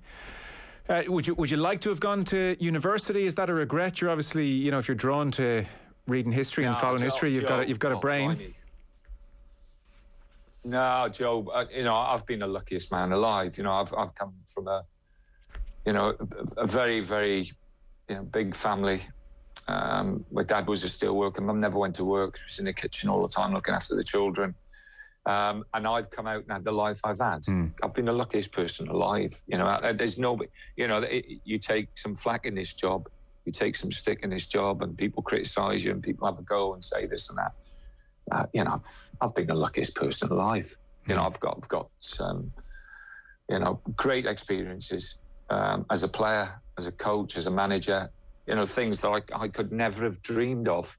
You know, I've done loads of stuff as well for charity. You know, we've walked Kilimanjaro. I've cycled from John O'Groats to Land's End. We've rode from Tower Bridge to the Eiffel Tower. I've cycled from Paris to Le Havre, rode across the Channel, then walked from Brighton to London. You know, I've done so many things in my life, Joe, that I look back on, and you know, there's stories behind all of it. All the clubs I've been at, what is it, 10, 11 clubs I've been at, there's stories out of every club. You know, the Sheffield Wednesday one didn't last long. I've spoke to a friend there today, and you know, there was lovely, in the short period I was there, there's still lovely people I met. There's still, you know, there's still memories there for me, and good memories.